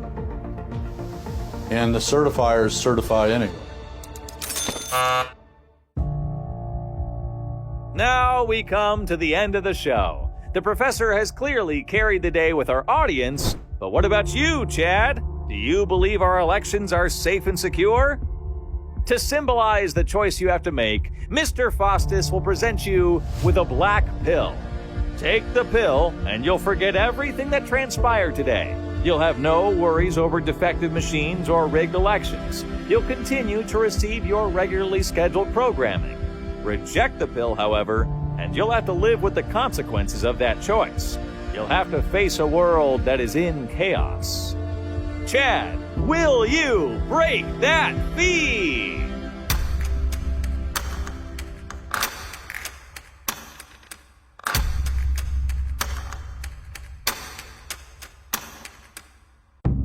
I'll never take that black pill. Someday when the war is finally won, after all the damage has been done, you will look around and have to ask yourself, did you wake up with the lions or did you just stay asleep? Someday when the truth has been revealed, after all the effort to be healed,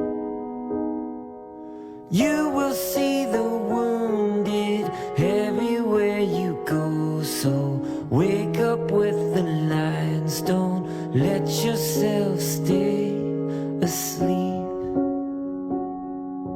Wake up to the crossfire, wake up from the lies, wake up from the fear that's covering up your eyes. Wake up from the hate and wake up to the cries. Wake up as a warrior fighting for what's right. I'm sorry to interrupt this happy ending. What's that, Rube? You need to send them home. Tell them we had a water main break. Water main break? Yeah, tell them it's not safe to be here. We need to evacuate the building. You'll have to tabulate votes with no observers while everyone else goes home. Everyone except Chad, you stay right there. Oh, and Chad, you heard the announcer. You rejected my black pill. That means you have to live with the consequences. By your choice, you become a purveyor of malinformation. You are a threat to democracy, a threat to our narrative.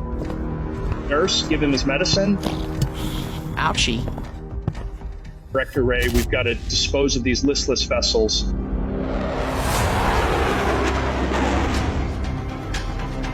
Take the professor far, far away from here. And we need you to put Chad with the other domestic terrorists and insurrectionists.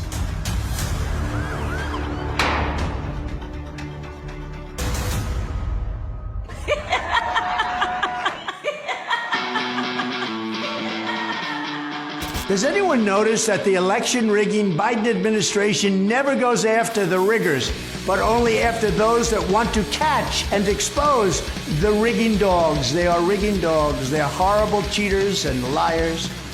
And to get calls all hours of the night and have to constantly look over your shoulder every time you get off a plane or into an Uber. Push me.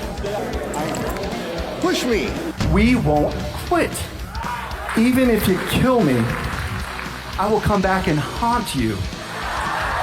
You might walk up to someone's door who has a gun in your face, and they would do America proud to blow your brains out. They will never shut me up. They'll have to kill me first. I have not yet begun to fight. The FBI came after me and took my phone and surrounded me at a Hardee's. If you arrest me, I can call my lawyer. But if you don't arrest me, I can't call my lawyer and you can steal my livelihood here? Eric Coomer did this directly to me. And I made one statement about him. Didn't say nothing for a whole year. Then you guys come up and serve me papers in Colorado. When you say lumpy pillows, now you're in You got that? They sued my pillow under the premise that I'm doing this representing my pillow to make money for my pillow. As I'm getting canceled every day, retailers, shopping channels, just getting destroyed. This is a big lie. You're a lying lawyer. You're an evil, evil man. What exactly did you do wrong to be treated like a dangerous criminal by your government that you pay for? Well, we don't know because the warrant doesn't say. What we're considering here, how to rewrite this so it's not going to throw us all in jail. Who's threatening you with jail time? That's our point. I vote aye under duress. I found out today that I have no choice but to vote aye or I'll be arrested and charged with a felony. Former advisor Peter Navarro is at this hour in federal custody and about to make a court appearance. Already facing a dizzying crossroads of nearly unprecedented legal and political challenges, Donald Trump's trail of criminal indictments has grown longer. The Georgia case marking the fourth indictment of the ex-president since the end of March. Over the last few days, we have seen mugshots released as the 19 defendants in the Fulton County case have started turning themselves in for booking. We have never before had a mugshot of a United States president, current or former, but now we do. While today we are announcing charges against these 16 defendants, this remains an ongoing investigation, and our department has not ruled out potential charges against additional defendants. I look forward to presenting the evidence in court and to a swift, speedy, and deliberate resolution that best serves the interests of justice. I'm letting you know that as we get close to the end here, I would much rather treat your Mr. Lindbergh as a witness as opposed to a suspect. I find it a bit offensive that you would think that this whole thing for me is politically motivated. Jeff Lindbergh served this country for 31 years with the highest national security clearances. So yeah, you can be offended, but I know the man, and I know what you guys are putting him through. Jake, can you hear me? Yes, Professor. Good morning, brother. Hey, how are you doing? Just trying to maintain the resolve around here and keep everybody moving forward with hope in their hearts. So I've been detained indefinitely, nearly 3 years into my incarceration, waiting for a trial. And now they have started to arrest my star witnesses. You have 1 minute remaining. You know, like baton death march just out of the unit. And I got thrown up against the wall, punched in the gut. It was an act of psychological warfare that you do to prisoners of war. We didn't know where we were going, why they were moving us. It was like the crack of dawn. Thank you for using Global Telling. Global Telling.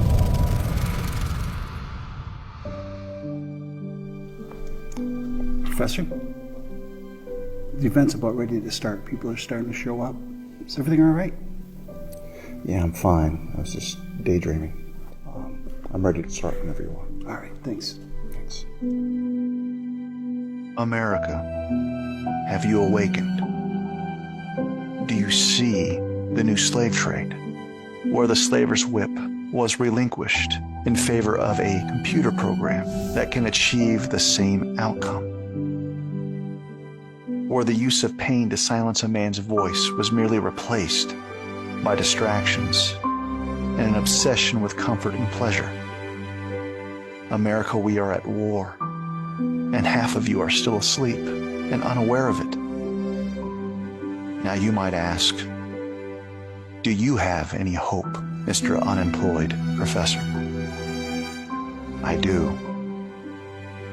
Not because of my efforts, but because I believe in a mighty God, and I believe in the American patriot.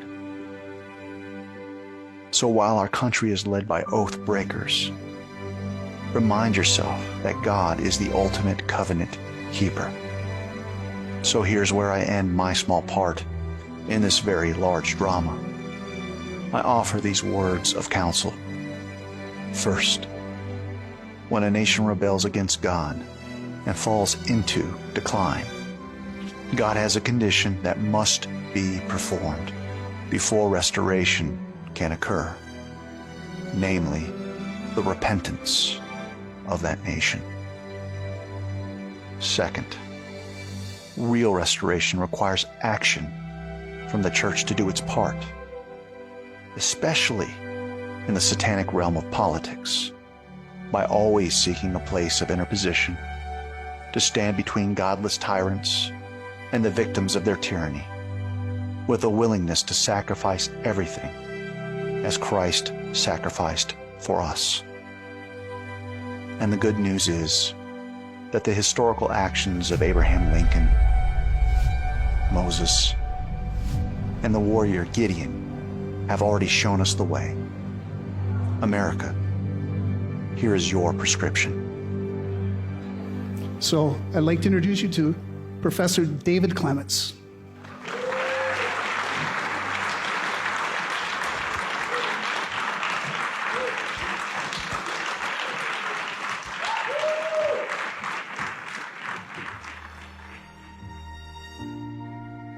If my people, who are called by my name, humble themselves and pray and seek my face and turn from their wicked ways, then I will hear from heaven and will forgive their sin and heal their land.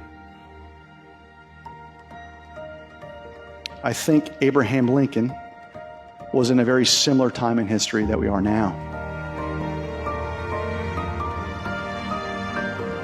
He issued the Emancipation Proclamation. Now, no one would tell you that in 1863 that anyone was truly free. By faith, he proclaimed a state of reality that had not yet occurred. But he saw real bondage, real chains. And there were so many laws on the books that made it okay to discipline your slaves, to whip your slaves. The nation was fractured, and the divisions were deepening because the true church, the ecclesia, were also proclaiming in their own way that this is wrong.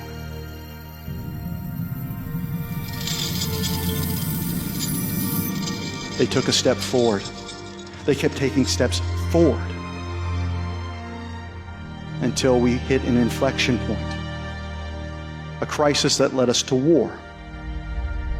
So 4 months later, a lesser-known proclamation went out from Lincoln. It was a day of national repentance, of prayer, of fasting, of humiliation, a day of humility. A lot of people don't know that that was one of the proclamations, but just 18 months later, after that proclamation, any national leader kept the covenant, God moved swiftly, and a miraculous vote was achieved just 18 months later, which led to the abolishment of slavery. And unfortunately, sleepy Joe Biden can't make this work because he's not legitimate. He's a usurper.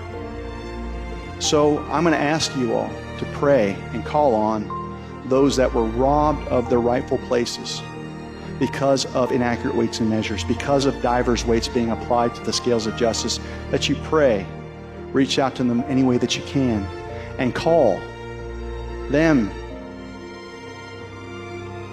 to set forth a day of national repentance. That means, yes, Donald Trump needs to be called for this very, very specific, solemn occasion. But if he does, and if we follow through as a nation, you're going to see something that you've never seen before. Victory. Real victory. Not the fake thing that we've been seeing over the past 30 years. The veil's been torn. We see just how demonic our culture is. We see it. And now that we see it, and now that we see the chains, we see the machines, they see what we're doing to our children. Many of you are hopeless. Do not be hopeless. Just meet God's conditions. So I pray for that day where we have soon a national call for repentance. Now, this might be a controversial statement for some of you, but God is not in control. God is sovereign. But if God exercised His control right now, in this moment, in this season, you would not have the cheating that you're seeing, usurpers taking hold of offices. In God's infinite wisdom,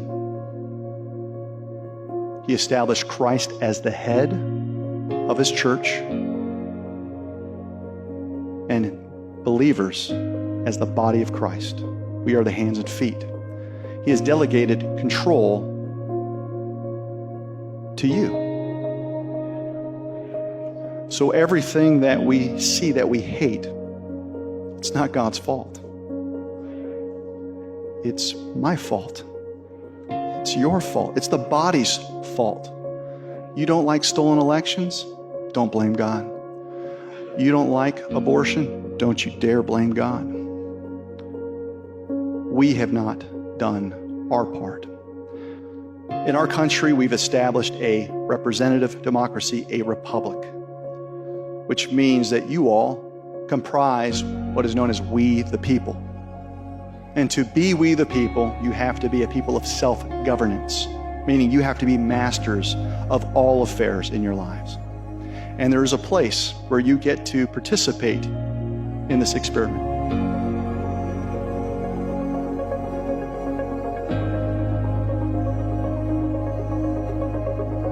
Moses did not part the Red Sea. God did. But Moses was an instrument. And what did Moses do time in and time out? He showed up to this place called the gap. It's a place of interposition.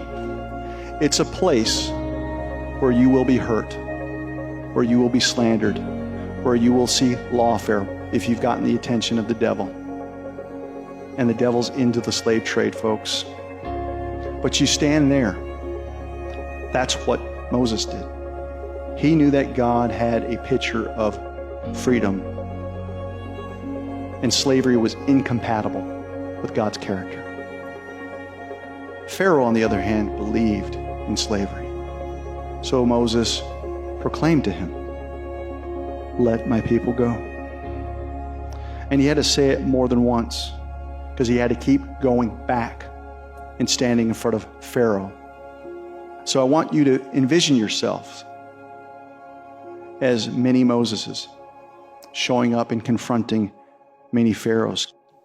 Now, the good news is that God doesn't need everyone, which leads me to Gideon. Gideon had tens of thousands of warriors. They were inspired. They were ready to do battle. God said, if they see all of the might of your warriors, they're going to forget to do something, which is acknowledge me. Give me glory. So let's have a test. I want you to see how people drink water. How do your warriors drink water? Bring them to the river. Do they get down and lap the water like a dog?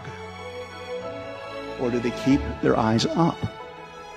Do they keep situational awareness? Do they bring the water to their mouth? I can work with that kind of warrior. How many made the cut? 300. It was enough. So here, in your backyard, almost imagine as if you're looking over a map, you've got your county, election workers, canvassing boards, clerks that have broken their trust with you. You will surround them.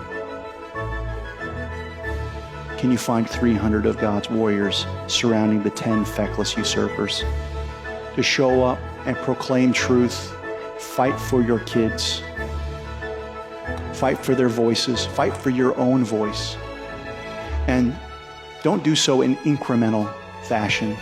Do not die on the altar of civility, but become an abolitionist and stay there. Expose them and see your power.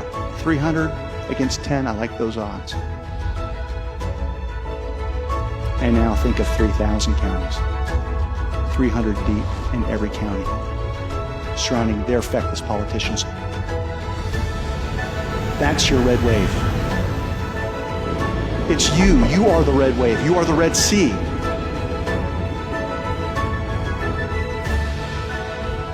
God won't part it the way that he did before because he has delegated his authority to the body of Christ to move. And when you move, you are unstoppable.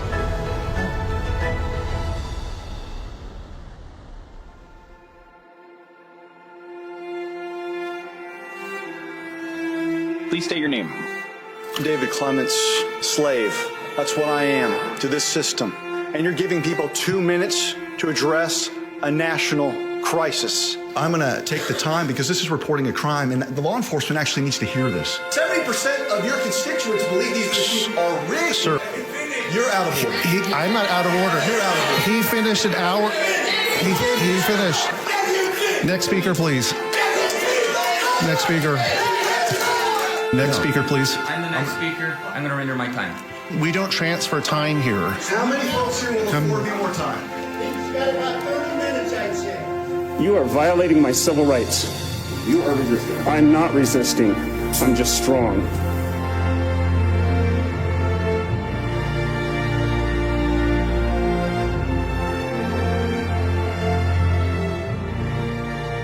What they do to one of us, they do to all of us. Stand with the tyrants or stand with the people. This is a battle of good and evil. You can sit as lords over us. And I hope that anybody that's running for a position in politics would get it through their heads that when they're elected, they're not gods over us. And there will come a day when you will sit before a higher judge. Every single one of us who's a poll worker right now is making fun of you. You cannot say that this went well. Those are lost votes.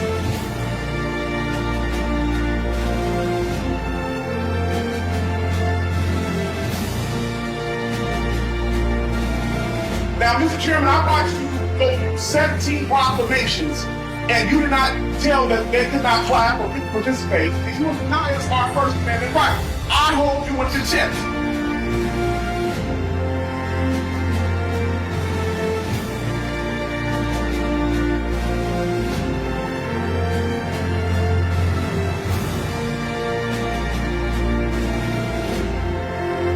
I think there's coordinated efforts to make sure that certain people get elected. There's something wrong with our system. Do the right thing. Defund the machines. This is not a request. This is a statement that we expect you to carry out. We're done with this. It's over. No more.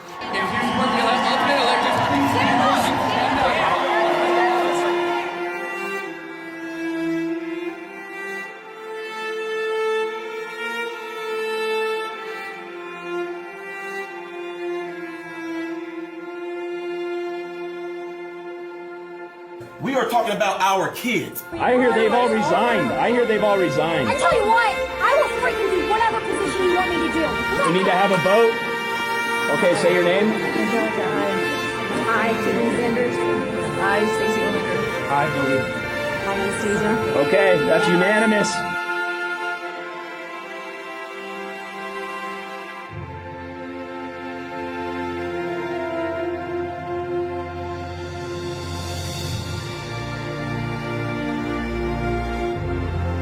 I don't understand why we can't count our own ballots at our precinct level. Today, I am here to overturn the money changers table because the trust of the citizens of this county has been betrayed. Every citizen has standing to request the same.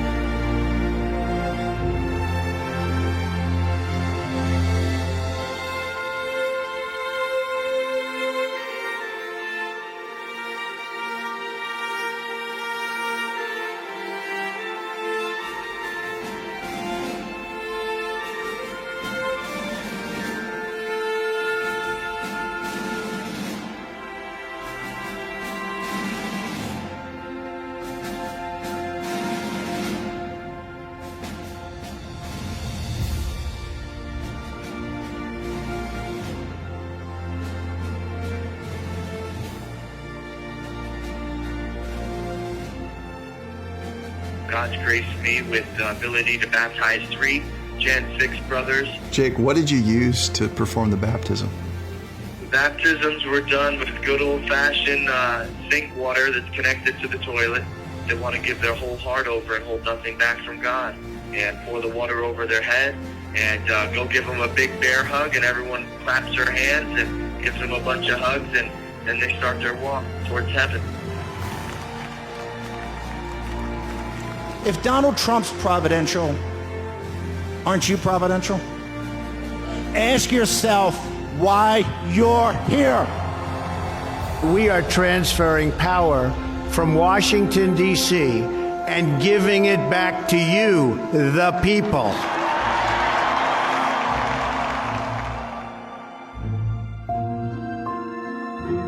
Christ conquered everything that you could ever be afraid of. He saved you for a place where there are no tears, where there's joy, where there are no dominion machines, where the slave trader is out of business because Satan is the chief architect of that. And we've been told he's under our feet. Not only will we win, but I will spend the rest of whatever years I have on this earth with my wife, with my children, praising God. And I will do everything I can to keep the memory alive of what God did. And I will teach my son, I will teach my daughter, and I will lift them up and raise them in the Lord. And I'll encourage them and admonish them, you better keep this alive, keep the memory alive, because I don't want to go back to hell. All that I have, all that I am, is yours, Lord, King, Jesus. You will not be able to contain the power that works through your life from that moment on. So be the Red Sea, meet God's conditions, and you will have the opportunity to declare, proclaim here and abroad.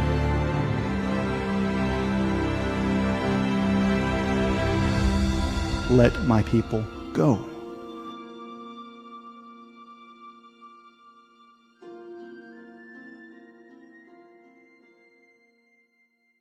Now we'll do the roll call. So for those lives lost on January 6th, Ashley Babbitt, Roseanne Boylan, Kevin Greason, Benjamin Phillips, and on the next day, Officer Brian Sicknick, rest in peace.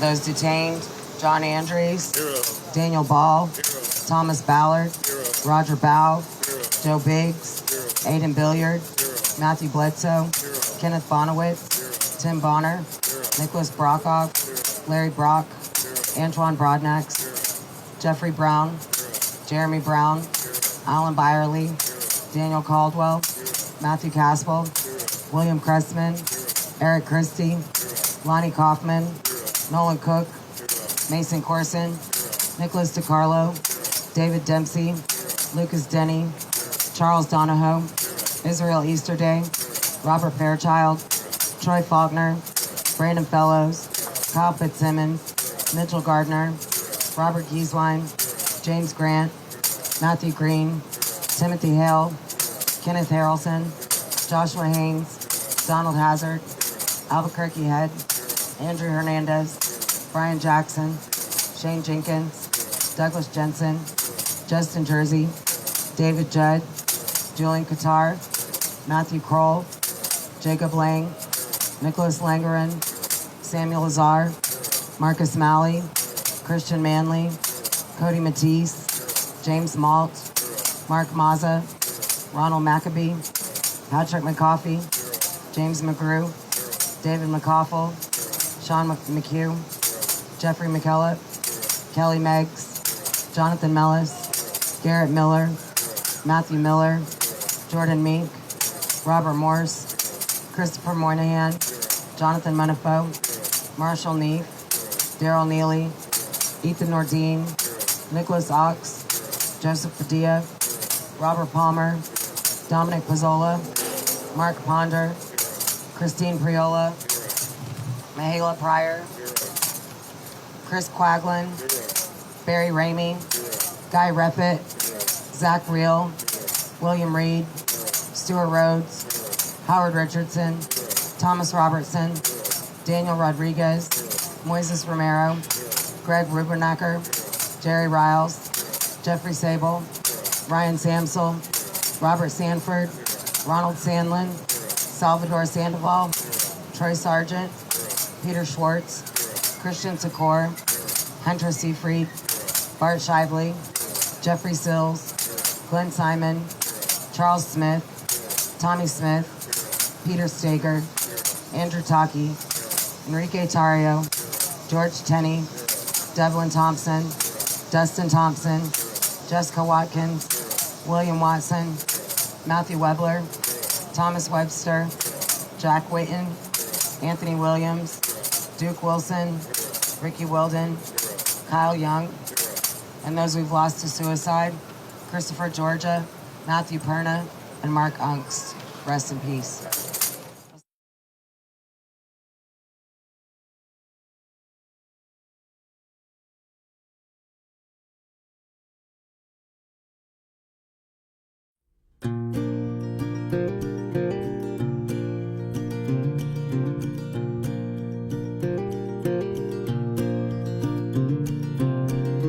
Hey Joe, where you going with that gun in your hand?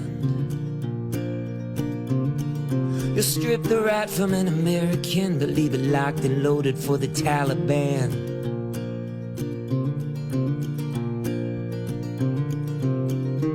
Hey Joe, where you going with that blood on your hands? I heard you say it was on the news. You're the president, the buck stops with you. Now there ain't no mommy and there ain't no dad, 'cause you wrapped them up in the American flag. 13 kids but you stopped a war, and there ain't no sense going back for more. 'Cause hey Joe, we did it, 81 million votes.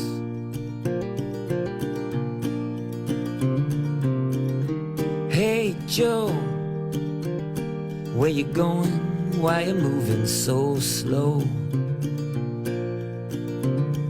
They'll prop you up on the TV screen, but forget your job. What flavor ice cream is that?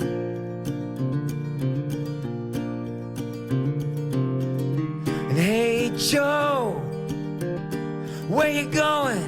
Do you even know? Come on man, not a joke. Here's the deal, the country's broke. You ain't no leader and you ain't the boss. You wander around like you're lost. So check your watch, turn your back, set us up for the big attack. 'Cause hey Joe, we did it, 81 million votes.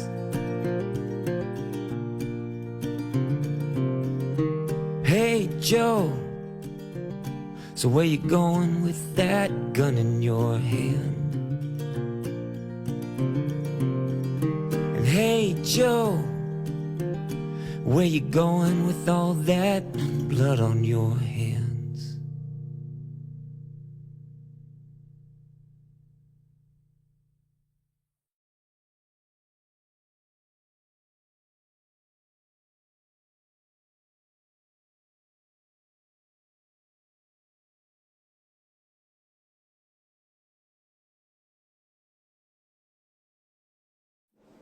So, what do you want from all of this? I just want to go home. I want to be left alone. I don't want to do another podcast. I don't want to do another interview. I want a quiet life. And that's a good life. A life where I can go back to doing a profession or honest work, go to church, sit on my porch, read a book. That sounds like heaven. That's what I want.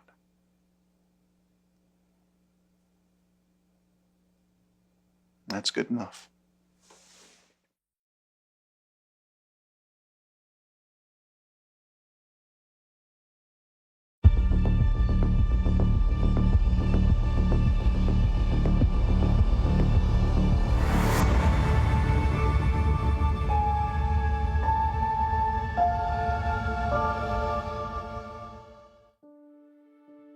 I watched the clip again, the one from October 23.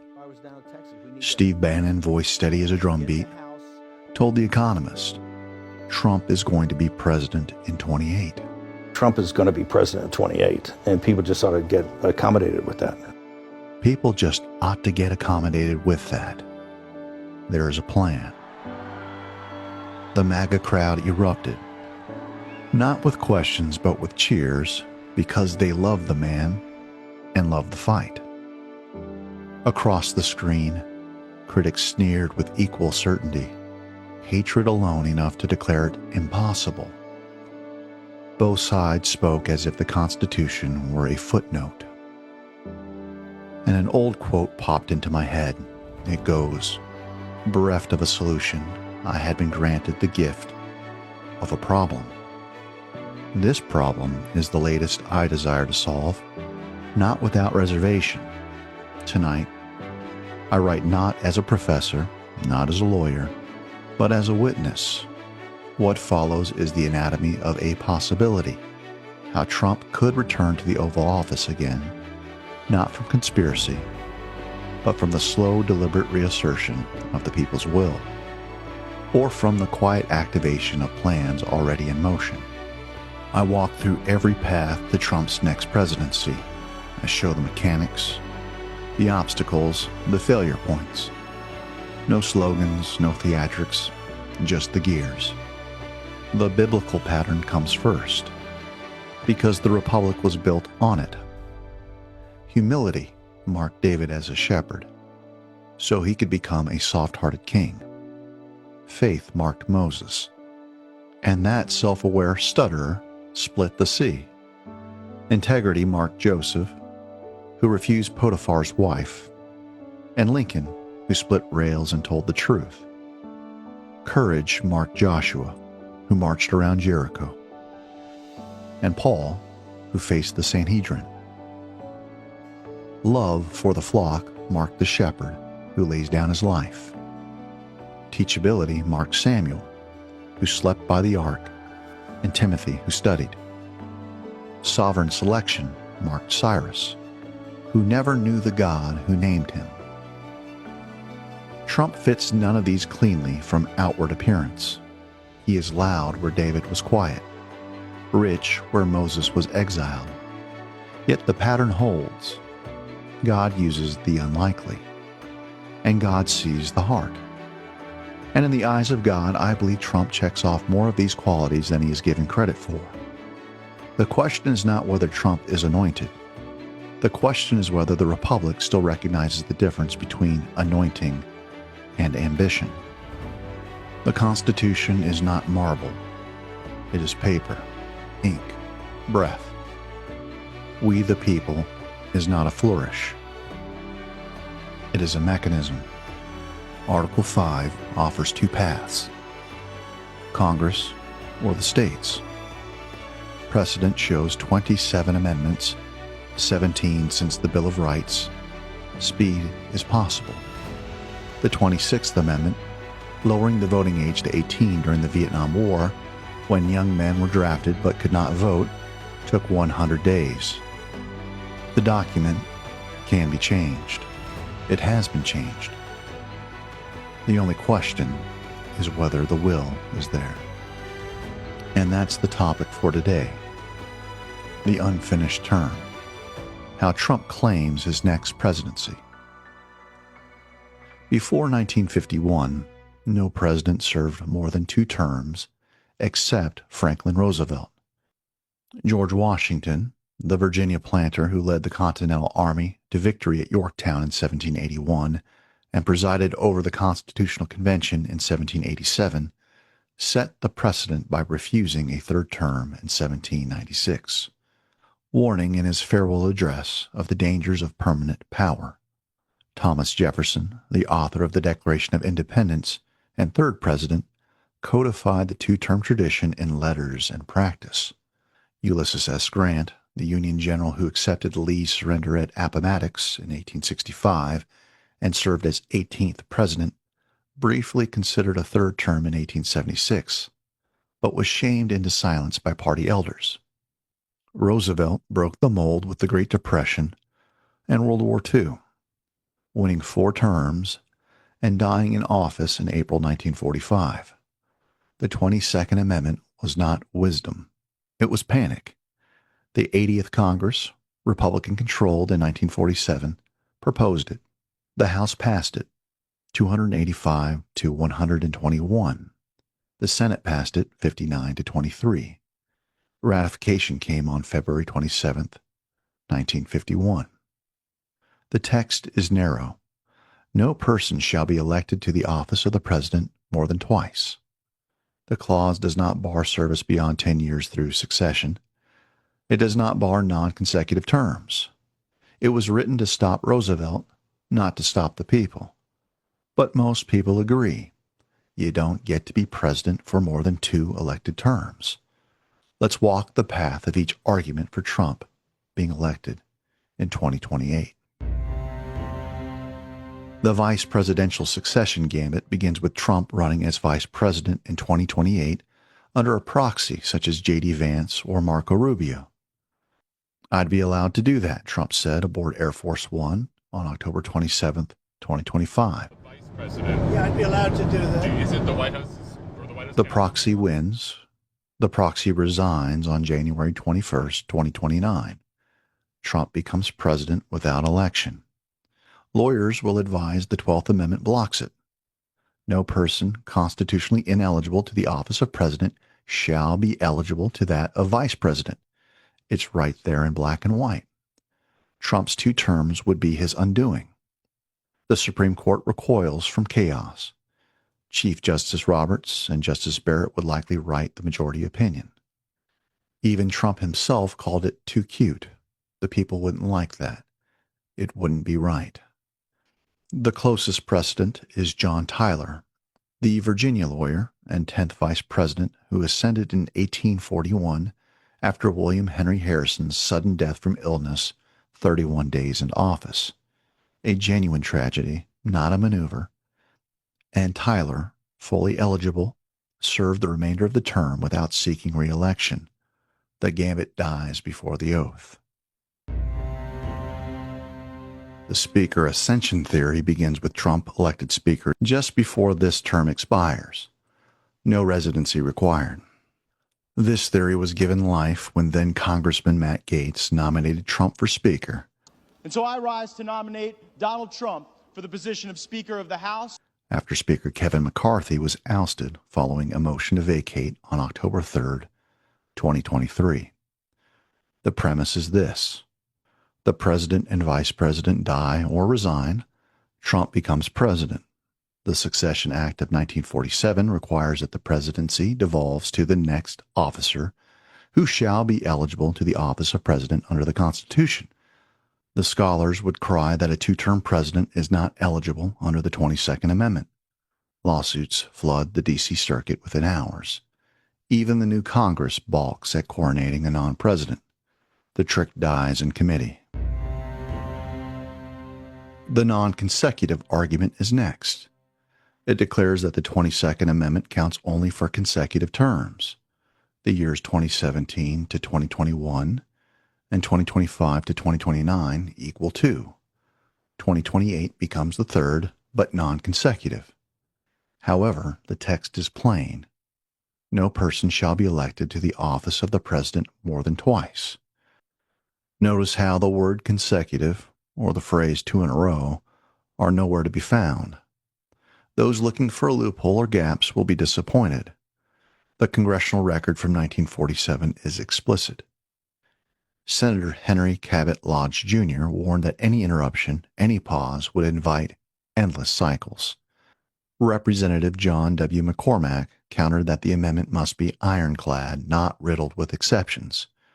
The House Judiciary Committee report rejected non-consecutive service in a single paragraph. The limitation is absolute. The Supreme Court would need only open the statute and the debates to rule 9-0.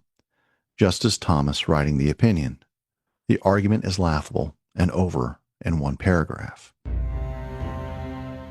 Then there's the stolen term hypothesis. 2020 was taken. The machines, the mail-ins, the midnight counts, every forensic audit I have held in my hands confirms it. Yet captured media, corrupted courts, and a deceived public still cling to the lie. 60 rulings dismiss the evidence not on merit, but on procedure, timing, standing. Congress certified Biden on January 7, 2021, under duress and darkness. Latches was weaponized to protect the theft. 2025 to 2029 is the rightful second term. 2028 would be the third, but not consecutive. This still presents a problem if the Supreme Court declares you get only 2 terms, period. And despite this argument, millions remain brainwashed that 2020 was legitimate, which brings me to the next argument. The continuity of government argument is the one I carry closest. It declares that Executive Order 13848 in 2018 made election interference a national emergency. On April 1st, 2020, April Fool's Day, though no one was laughing, I believe Trump activated Directive 40 in response to seditious actions within the Pentagon. 45, 46, and 47, yeah, if you think about it. I just don't want the credit for 46. The TV generals, Milley, Austin, and elements of the Joint Chiefs were not read in. They were, by my analysis, part of the seditious conspiracy that necessitated the activation. The military never fully transferred power to Joe Biden. 2021 to 2025 was an interregnum, a shadow government. Trump never stopped being the 45th, 46th, and 47th president, with hats and merchandise emblazed with 45-47, the dash suggesting a pause, skipping Biden entirely. 2025 to 2029 is the continuation of his first term. The obstacle is brutal. Article 2, Section 1 says the president shall hold office during the term of 4 years. Biden took the oath. Trump did not, at least not publicly. An extended single term, 2017 until continuity of government is restored to Trump, in theory does the trick. But this begs the question, what signals the end of Trump's first term? Military tribunals and the draining of the swamp of the treasonous lot? Seditious conspirators shot by firing squad? The problem this theory presents is that it would necessarily call into question whether 2024 was legitimate, whether it counts. Because if it does, you run right back to the 2 terms only problem. Still, I think this is the best theory that Trump has not enjoyed 2 terms. But regardless of my enthusiasm for this theory, it's too mind-numbingly incredible for most of America to wrap their heads around. And that is the strongest argument against it. The repeal of the 22nd Amendment is the only path with teeth in the open. It requires 2/3 of the House, 290 votes.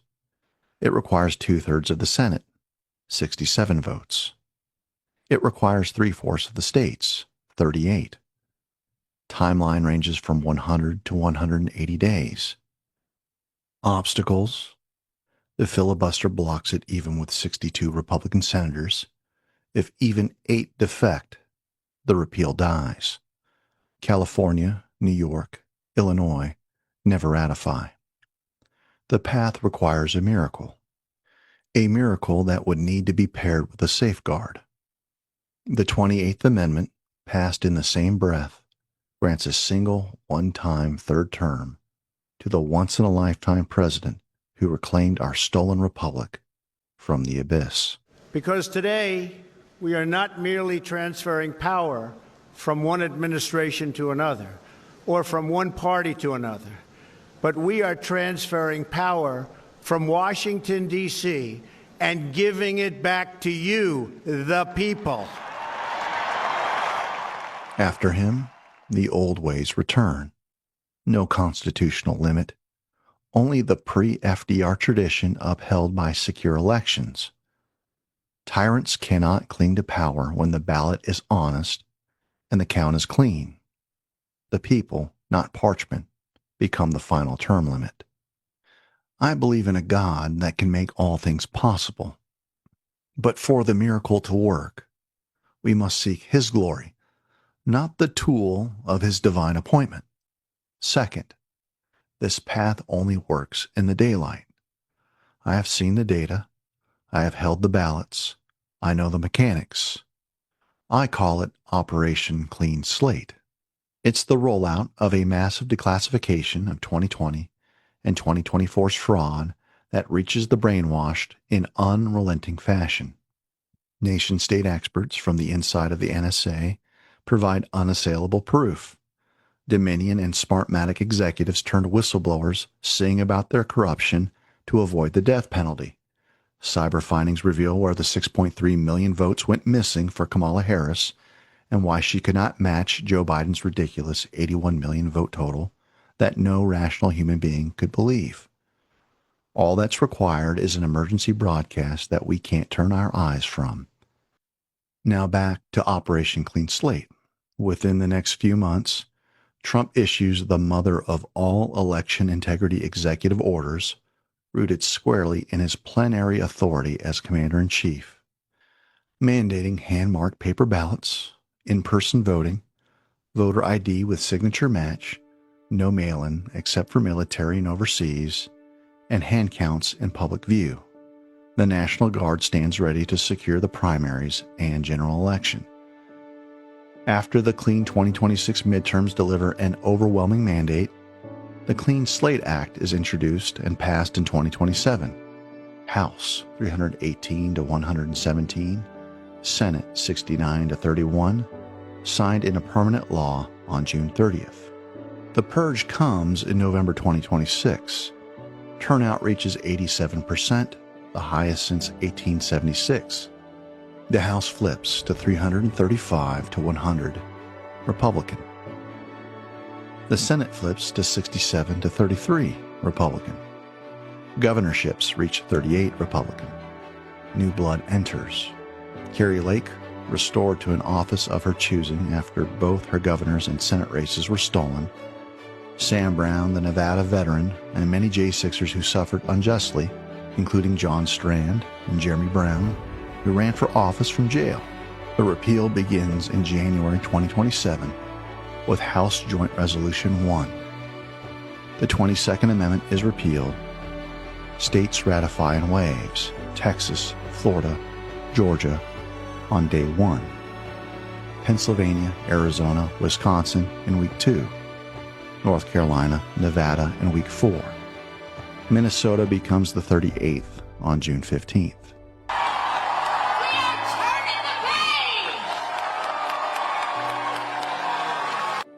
2028 arrives. Trump runs unopposed in the primary. Gavin Newsom, the California governor, runs for the Democrats if he's not in jail. Trump wins 520 electoral votes and 70% of the popular vote. I would love to do it, he said of a third term, or fourth, or unfinished first. I have my best numbers ever. The republic does not end, it breathes. The chain is gone, the people spoke, yet humility, faith, integrity, courage, love, teachability, and sovereign selection remain the pattern. We, the people, can express our desire for Trump to serve again, whether as a third term, a fourth, or the completion of an unfinished first, but we must ask God what He wants. Any scheme will fall apart without His providential blessing. Saul was anointed, then rejected, because he forgot the pattern. The pathway cleared for Trump can be exploited by those who do not love the Lord. Honest elections are the surest term limit. Tyrants are given the boot, not by amendment, but by ballot. One day Trump won't be here.